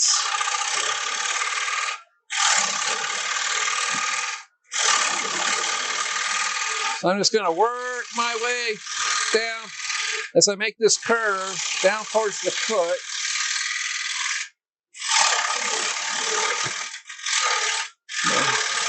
And my wing kind of grabbed there, so I need to soften my cuts a little bit.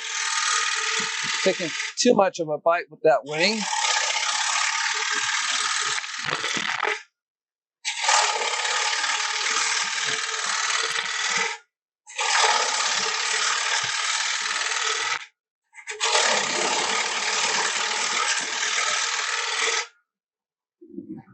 A lot of nice shavings coming off this wood. I need to readjust my tool rest a little bit closer towards the middle so I get that direction.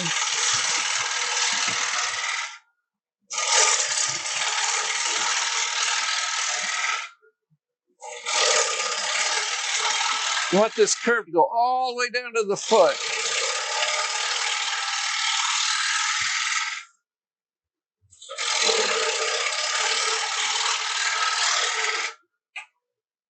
And it still looks a little flat right through here, so I want to just take a bit more wood away.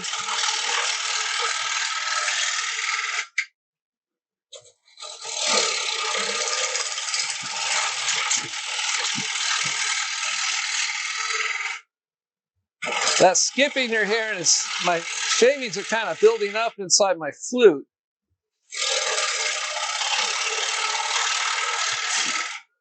And that's why it's kind of skipping over some of the cut.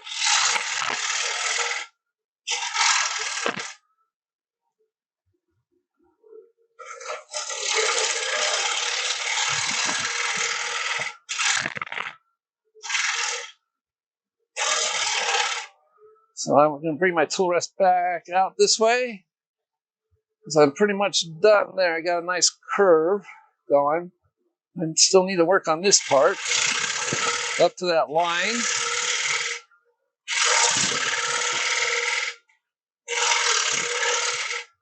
And just kind of glance over the horizon there just to make sure you got a nice pleasing curve going. All the way from the foot down to the rim.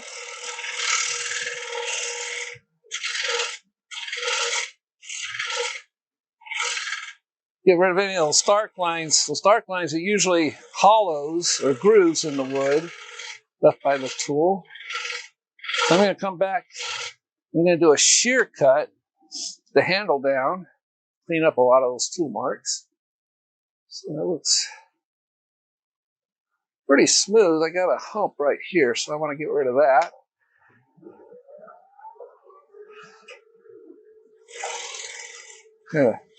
Just kind of blend it all together. Make it match into the curve. A bump right there.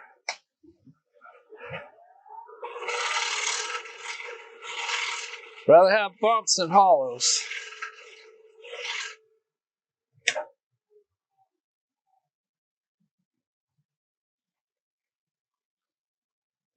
Still needs a little work right through here, feels like.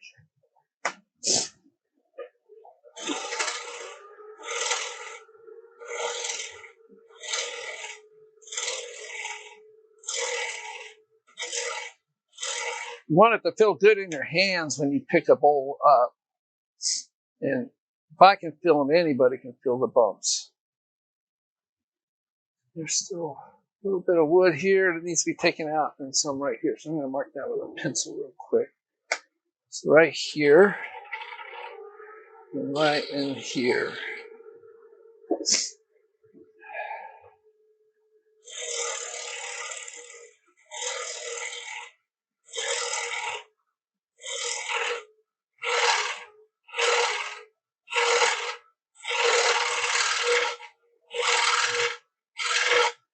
So what those two humps are doing is creating a valley in between the two.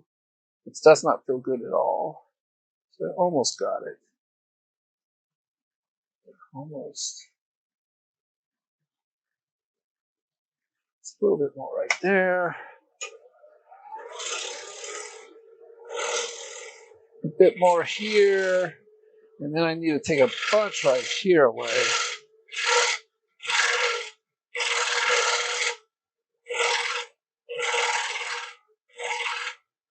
I think that got it. There we go. That's a much smoother curve, except right there. Kind of a perfectionist when it comes to this. So I know if people, the first thing they want to do is pick up a bowl and then they like to rub their fingers across the bottom. If it doesn't feel right, if you're selling them, they won't buy it. That's for sure. Or even if you're gifting them to family and friends, you want a nice, something that's going to feel nice in their hands.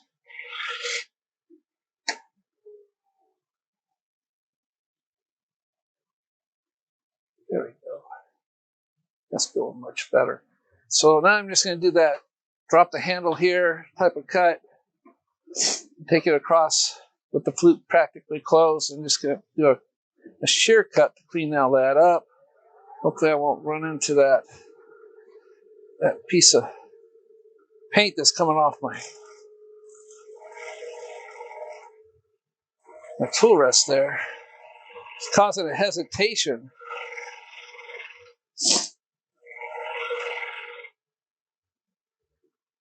And we'll come back and fix up that foot in a second. I'm not going all the way out. I'm just going to move my tool rest. First, I want to see how I'm doing with this section here. See if there's any major tear out or anything. Nope. All that can be sanded out. All those little, just slight full marks would be easy to sand out. And that's the whole idea of this type of cut. So you get rid of that tear out.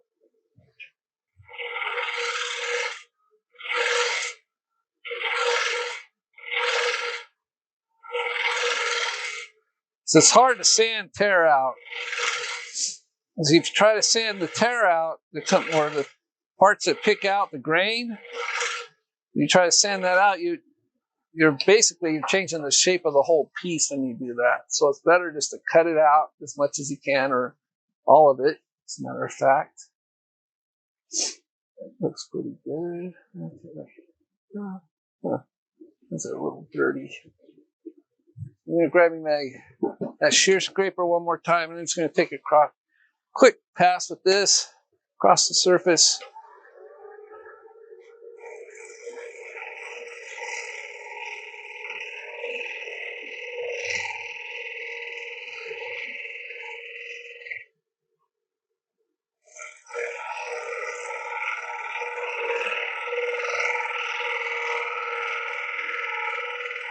That helps get rid of any tool lines that are left behind. I cleaned it up pretty well, except right there. So I'm just going to touch it, start here, and work my way out.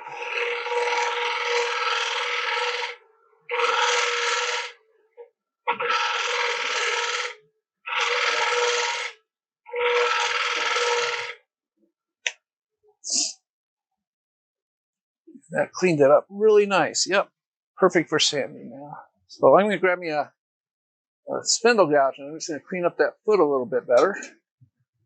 This is a small spindle gouge here. It's perfect for this. I just kind of want to hopefully create some sort of a bead type foot right here. So I'm just going to round it over. Just do a gentle push inward, kind of highlight that. And do the same thing on this side.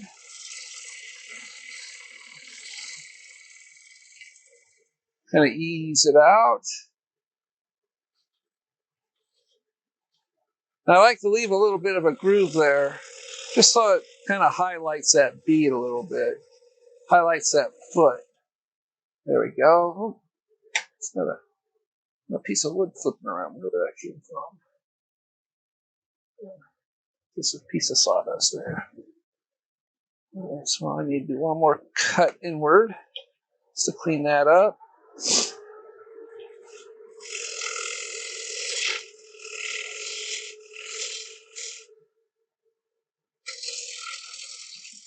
There we go.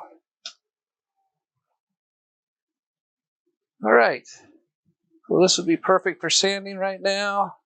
You clean this up, you put your initials or dates or sign right in this area there where the recess is. That's great for that because it looks like the recess is not just for mounting. A lot of people don't realize that a recess is for mounting when they turn the bowl over. But if they see your signature in there, they feel like that was done on purpose. Yeah, it looks like we're coming up on the 3 o'clock hour. 2 o'clock hour. Ooh, I hope 2 o'clock. I was worried that I was really falling behind. Let's see how many people are still with us right now. 15, yeah, well, that's normally the case. I know my demos can run a little long, so some people drop out. That's all right. All right, so just want to fit that in there. My hand and turning the jaws the wrong way. That doesn't help much, does it? All right, I need to adjust them a little bit here. Need the recess a little big. Not too much bigger though. There we go. I need to drop small. Wow, this key's not working.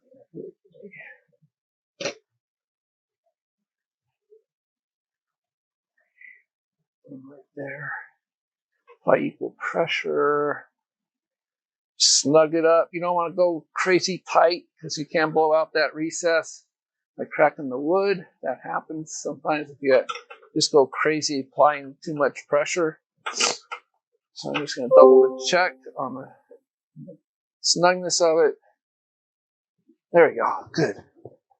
You're all set.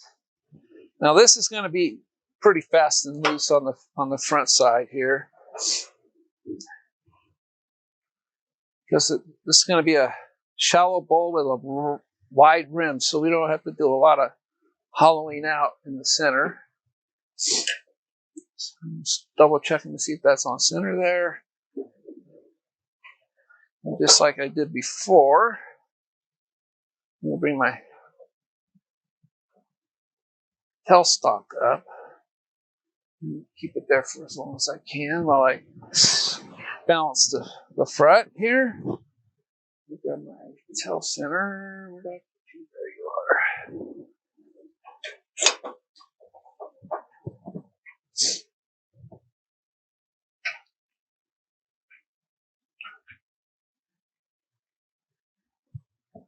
Tighten it up.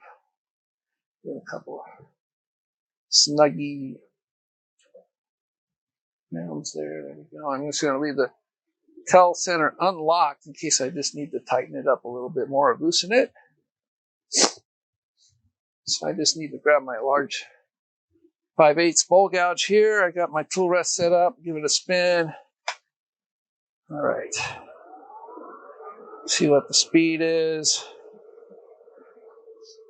See if I can speed it up just a little bit more without it bouncing all over the place. That's pretty good.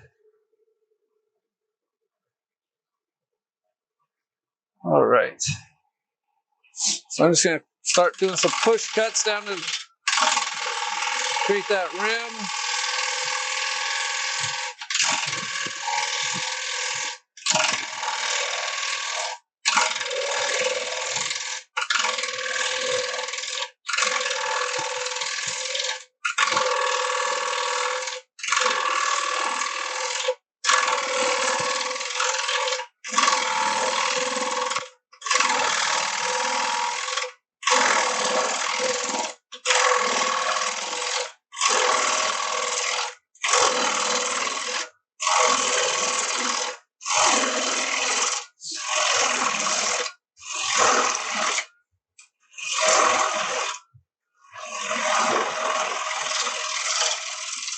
gonna smooth all that out.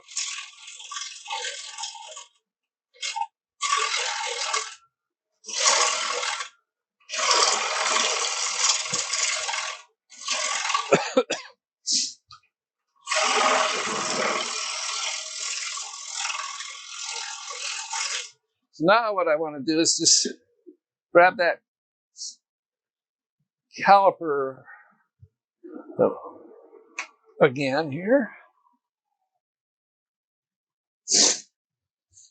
And I'm gonna decide how big of a rim I want. So I don't want the bowl to be that small. So maybe I'll flip it. And that's pretty good right there. And I'll mark this right here. That'll be the size of our wide rim there. And the rest will be hollowed out. I'm just going to mark this so I know where it's at. All the way around.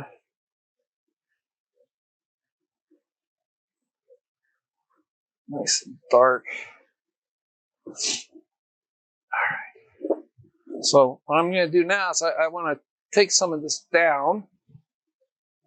So it's just, there's just a slight dome feel to the rim. I'm just going to kind of ease it away here, not too much. But I'll take more of it away here.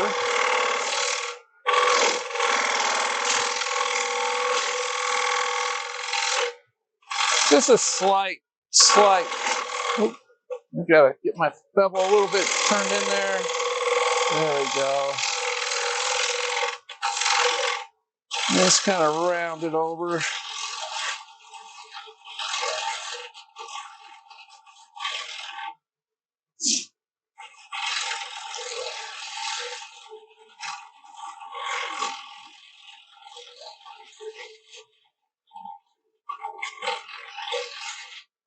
And we'll stop the lathe.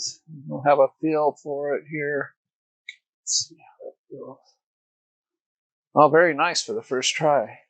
So it's a tiny high spot right there. So I'm just going to clean that up.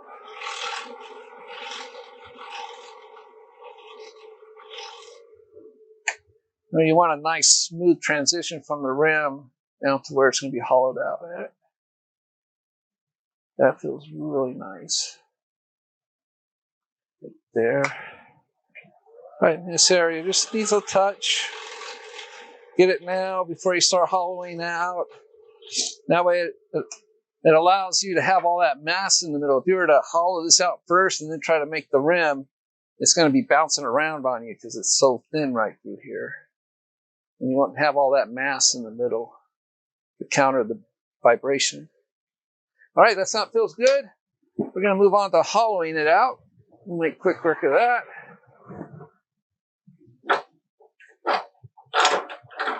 Get rid of the tail center. I don't want to jab my elbow into the point of that tail center.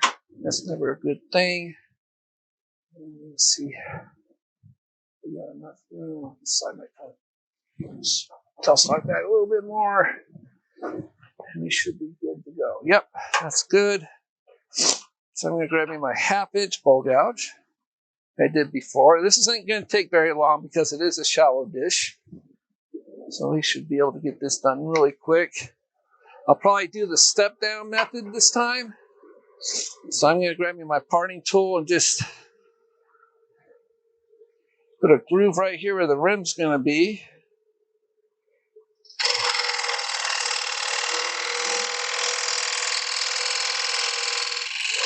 Just slight. Doesn't have to be deep. It's just so you have your tool has a place to start without it skating back on you across that nice rim you just created. There'd be nothing worse than to put your tool up there and have it skate back across there at this point.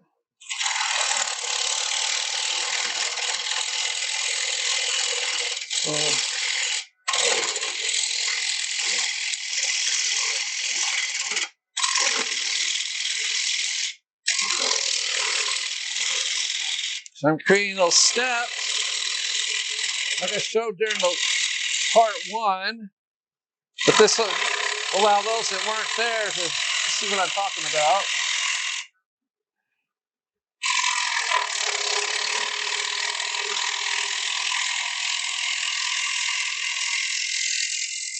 There we go.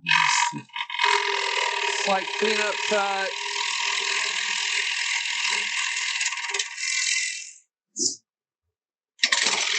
So now we can do push cuts towards the headstock like this.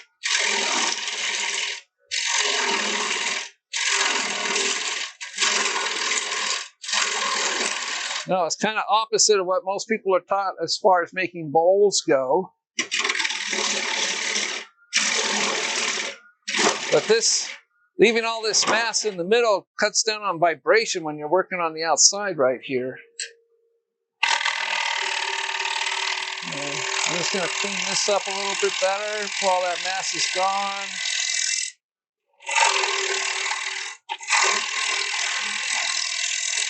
There we go. And then I'm going to use my U-shaped bowl gouge just to clean it up even more before I move any further towards the middle. So I want to bring this around.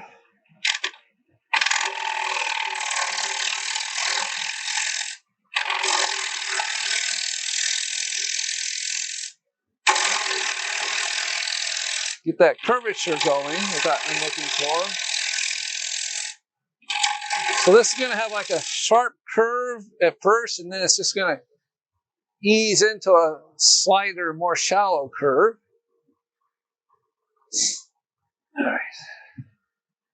So let's take these down.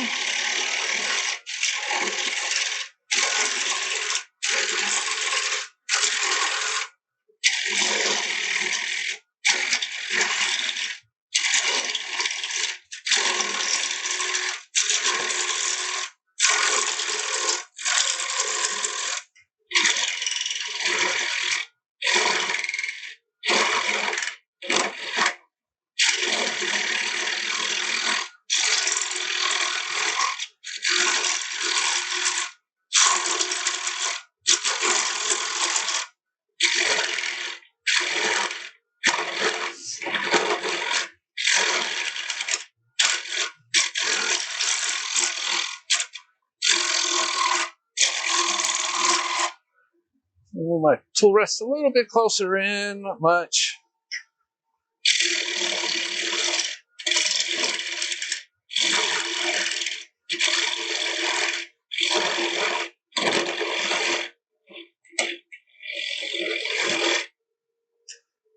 Get rid of that little nub in the middle. Now we can start working our way towards the middle.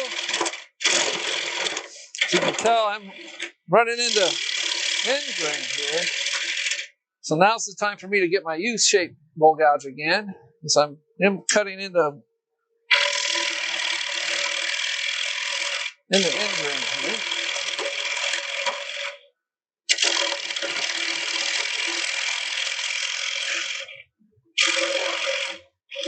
So I'm going to check my depth. I don't want to make a donut after all. And you got to remember, you got a recess in here. So you got to take that into account when you're measuring your depth. You got to add that to it. So I really don't want to go much deeper than that, or I'd be cutting into that recess. So it's going to be enough just to clean this up a little bit. And then I can just start creating that curve towards the center.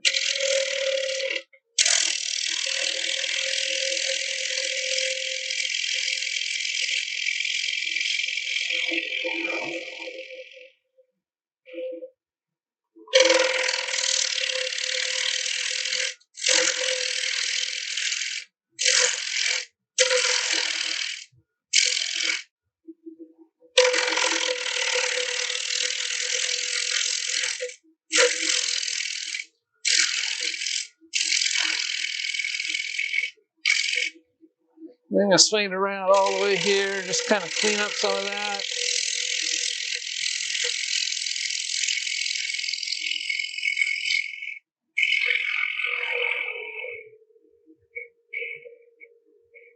All All right, so now I'm just going to stop the lathe and have a feel on the inside. Make sure I got a nice curve. It's a little bit, not so much right there. I need to clean that up a little bit. I'm going to use my scraper though. It looks like this goes almost straight in, and then there's like a straight part, and then it curves in. So there's no real defined curve in it at this point. So I'm going to swing my tool around here and just kind of pick that up.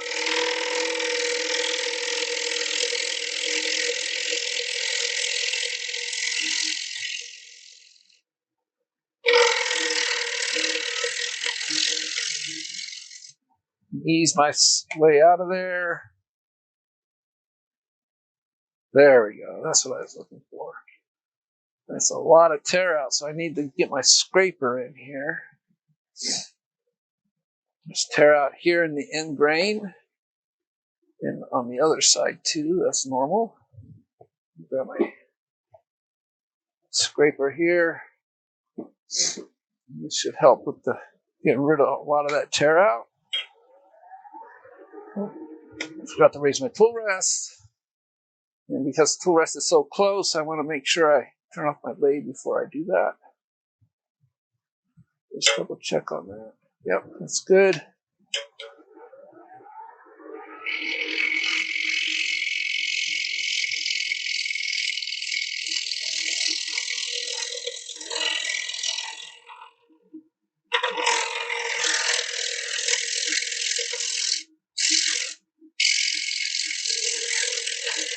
Most of the tear out was right in this area. So I want to make sure I get a good cut in there.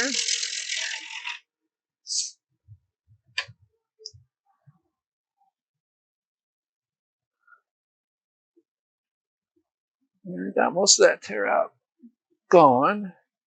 A couple more cuts with the just right through here. That transition point. And a couple more all the way across.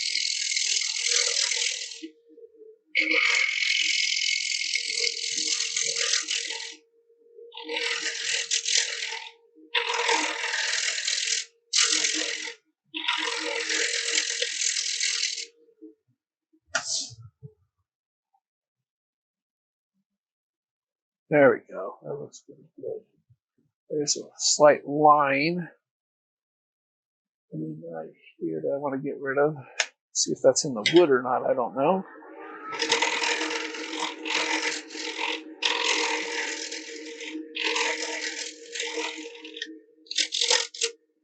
And I just want to get rid of that high spot right here.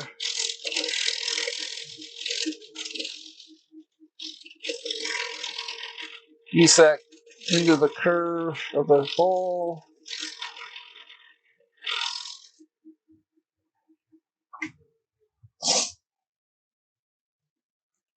That's much better. All right, so we got the inside done.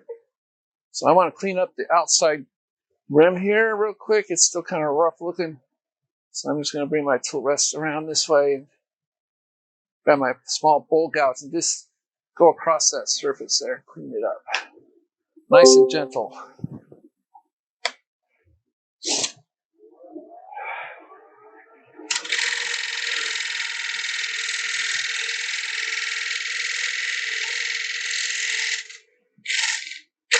Oop. So now I'm just going to flip my tool over until the flute's closed. Just kind of gently round over the rim on both sides there. You don't want any sharp corners. You want nice curves on this piece.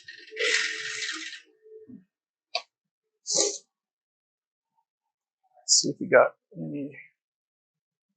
We still got a little bit of tear out there, so we need to go a little bit deeper.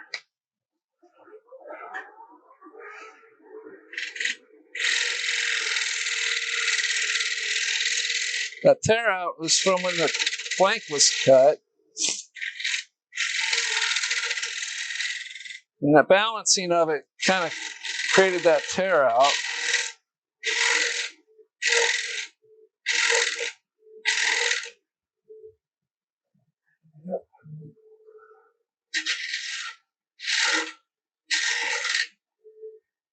evening out that rim here.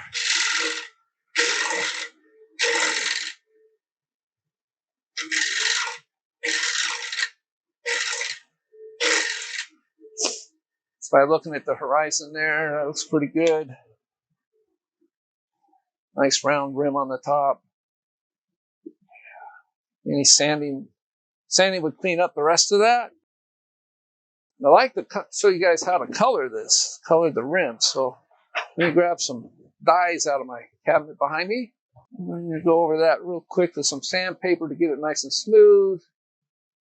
You don't want any tool marks for the color goes or creates lines, dark lines wherever that is. So you want to make sure to get this good and sanded.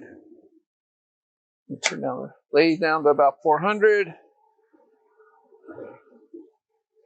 Do some hand sanding real quick. We'll make quick work of this. This is 120.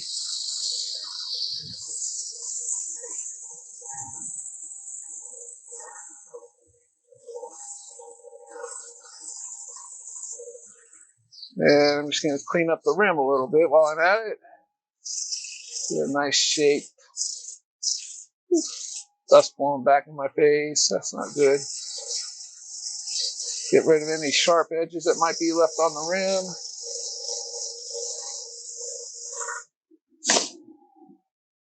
Let's see here. Almost. So I'm going to switch to some 180. I'm just going to go over the inside real quick while I'm at it. Why not? So we are sanding after all. This is 180.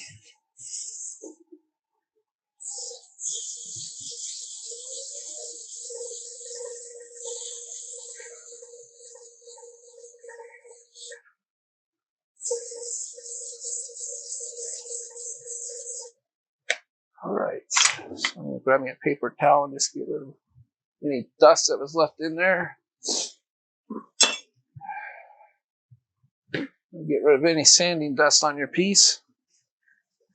You can either blow it off with a air hose as long as you've got a water filter on it. You don't want to be spraying water onto your piece. Feels nice and smooth. That looks pretty good for what we're going to do today. Let's get some of this dust off the lathe bed. Don't want that getting into the die.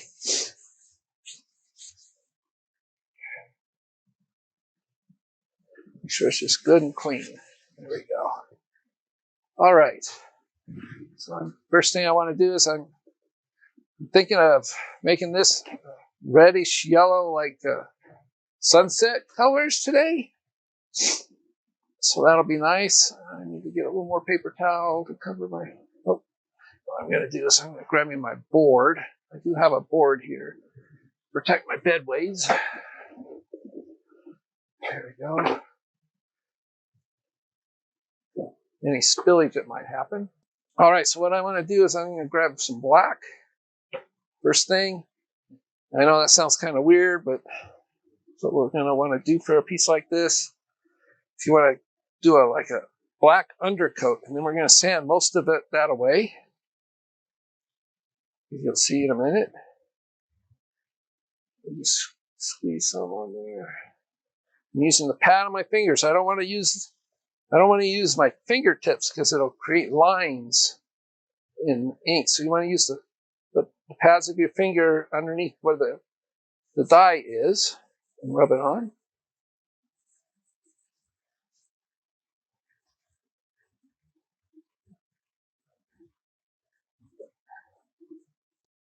I prefer alcohol-based dyes over water. The alcohol, for me anyway, tends to blend better together when you're using different colors on top of each other because the alcohol will reactivate with the other color. It allows you to blend much easier, and water will raise the grain much more than alcohol will. And it takes water-based dyes takes it longer to dry, of course. Alcohol just kind of evaporates really quick. So let's do some more. And I'm just going to go to the side view. Get a better look. We don't need the overview and all that stuff for this.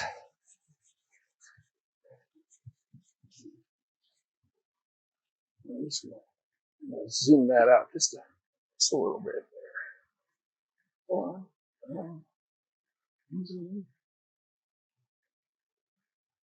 I guess that's about as far as it's going to go. So a little more black on here.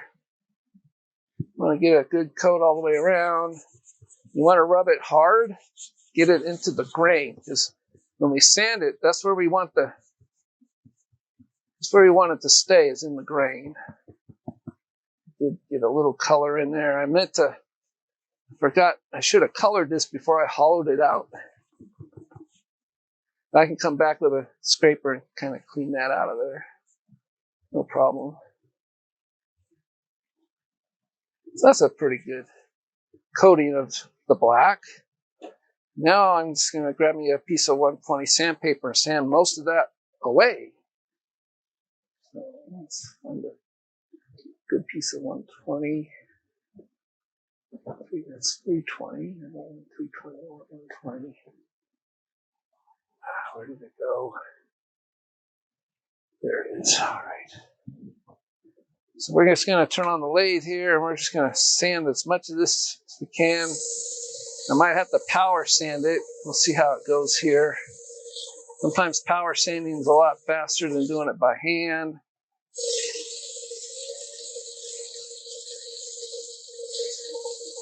You can see the wood getting lighter and lighter as I go.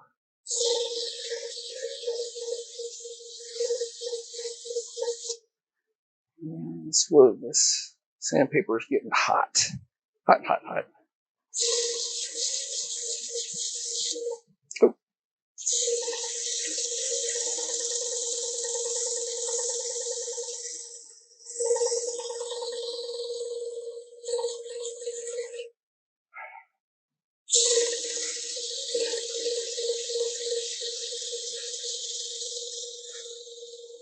It sounds counterintuitive. Why would you put all this dye on and then sand most of it off? Well, this is just a background that fills in the grain before you put the lighter colors on. You could forego this and use a purple or something, but the best color combinations is when you do this, and then you'll just apply lighter and lighter colors as you go. I think we got that pretty much. Let me get some of that off the rim.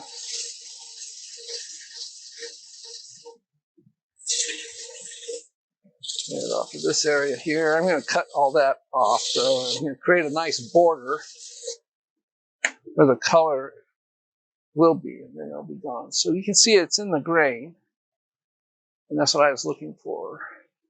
And I'm going to create a border here. I'll probably cut some of that out of there and create a border where the rest of the color is. This looks pretty good for a piece like this. Now, burls are really great for doing colors like this. I mean, super great. Because just the grain patterns and the hardness and the softness of the burl wood lends to this very well as far as coloring goes. So what now I want to do is put some red on. So let me grab my, this is my red, yep. It's got a little bit of a leak in the bottle, but nonetheless it's red. So same thing, we're going to apply some on here. Go back over it. We'll sand it one more time. And you'll see the black come through the red here. I'm not trying to push this into the grain as much as I did the black. This is more of a surface color.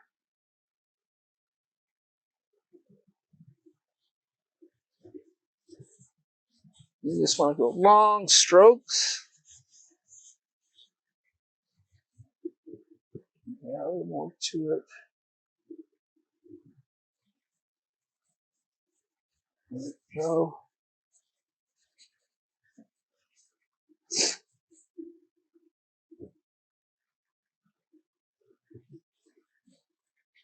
And I'm leaving a little bit of white spots here and there because I'm going to put some orange on top of that after I do a light sanding on this.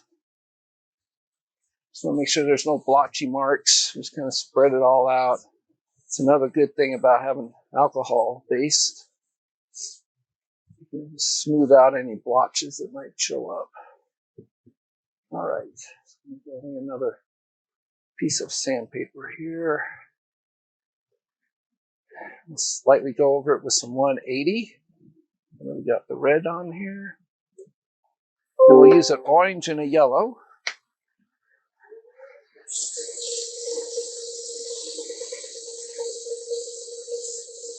You don't want to take a whole lot of this off, just some surface stuff. And stop and look. You'll get kind of a pinkish color there. Now, I'm going to grab me a higher grit there, 320, kind of get rid of some of those lines that formed there.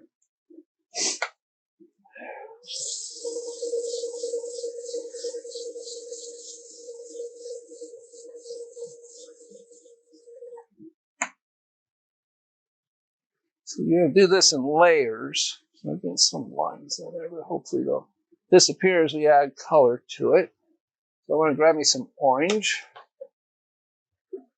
Another piece of paper towel. I want to use the same ones for different colors. So you want a fresh piece of paper towel every time you do this. Just kind of fold it up into a pad.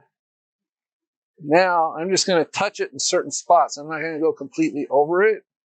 I'm just going to hit it in the areas where I think would look good, kind of in the lighter spots here. Just kind of flick it out away from the rim, like this.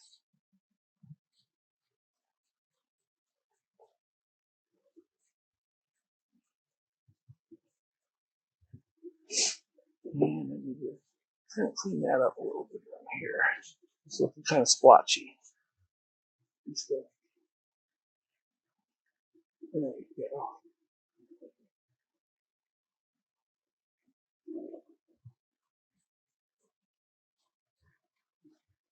Flick it away from the rim.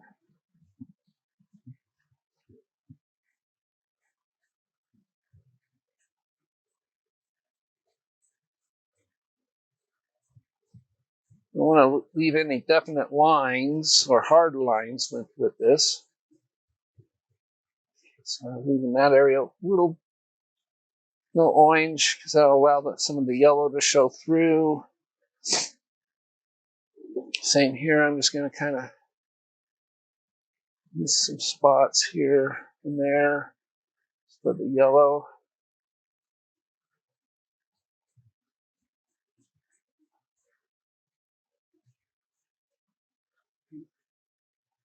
And make sure you got any splotchiness done. So we'll just get rid of that. Yeah, that's why I like the alcohol base. Blend and blend and blend.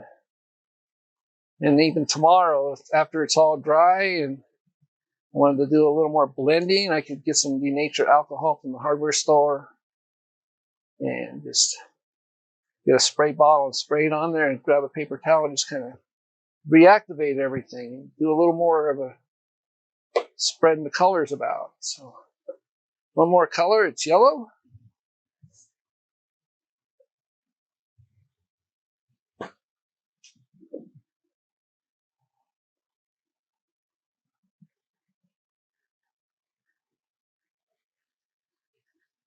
We'll add a little yellow to this in areas.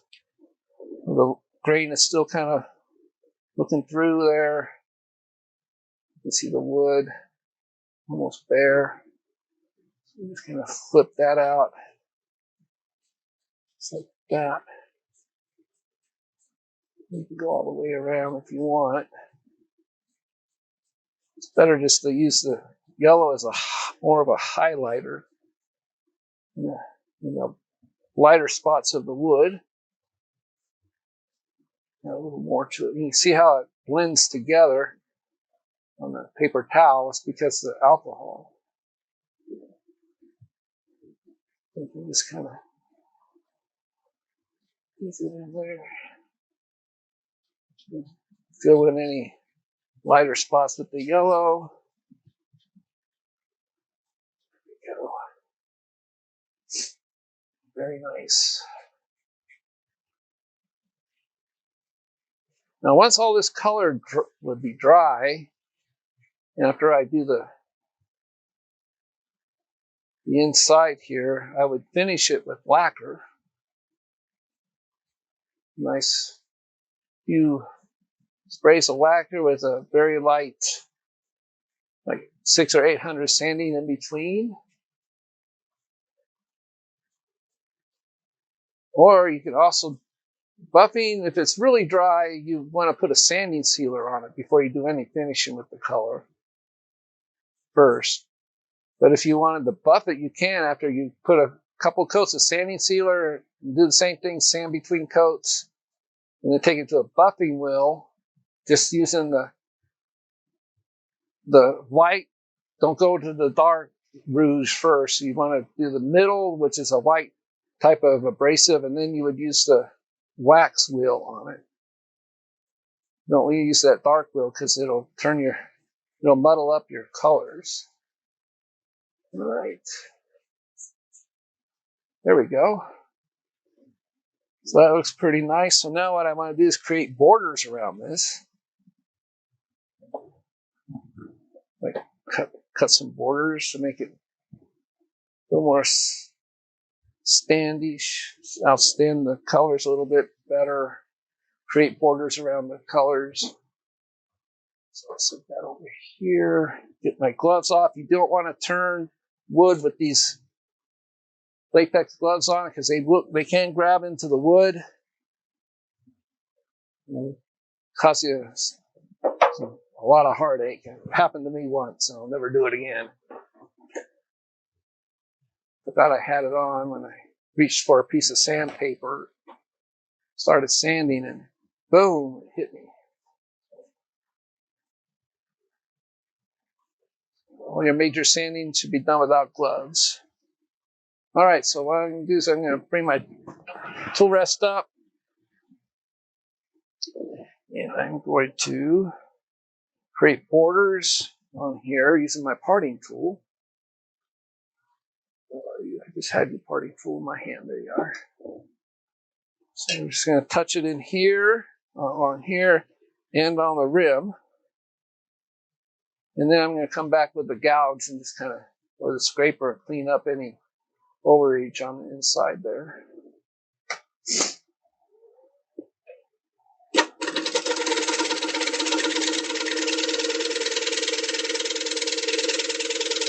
This will give it a nice sharp border.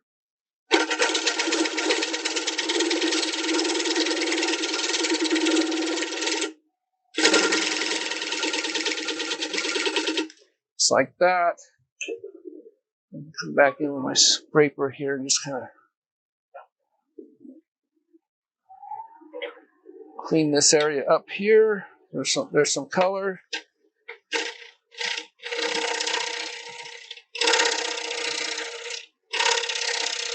Normally, like I said, wasn't thinking ahead. I would have done all the coloring before I hollowed out the inside. Just to be on the safe side of not accidentally getting colors on the inside. You don't want that. So, and then I need to bring my tool rest out and finish cleaning up the rim here. There's still a little bit of a color there, and we do want to round that over a little bit still.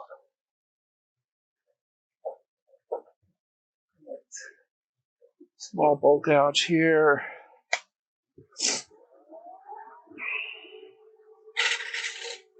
Nope. Should probably just do a draw cut or pull cut. There we go. I cleaned up any color that was on the outside of the rim.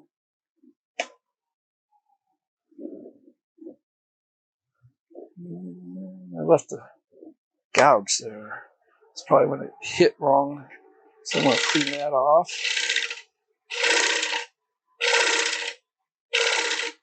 I kind of gouged the wood when I was trying to do a push cut. So I'm cleaning that off of there. And you can tell by the sound of the wood when I'm doing that cut on the rim that the wood is moved already. Just by the way it sounds, you can hear it going instead of a solid cut. So I released all that tension in the wood when I hollowed out the center. So the outside area, no matter how dry the wood is, it's going to move some.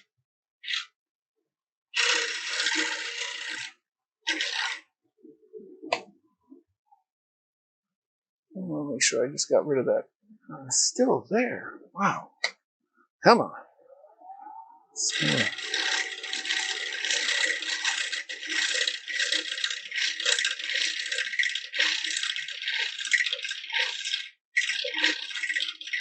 it's not taking it all the way out because the wood did move. So in certain spots that gouge is still in there. But looks like I got it. Almost got it. There's a little bit right there still. So I'm just going to...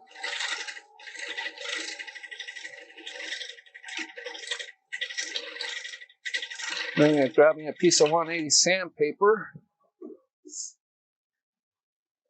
see here. Sure it's 180. I'm not crazy. I'm high grit. I'm just going to clean that rim up.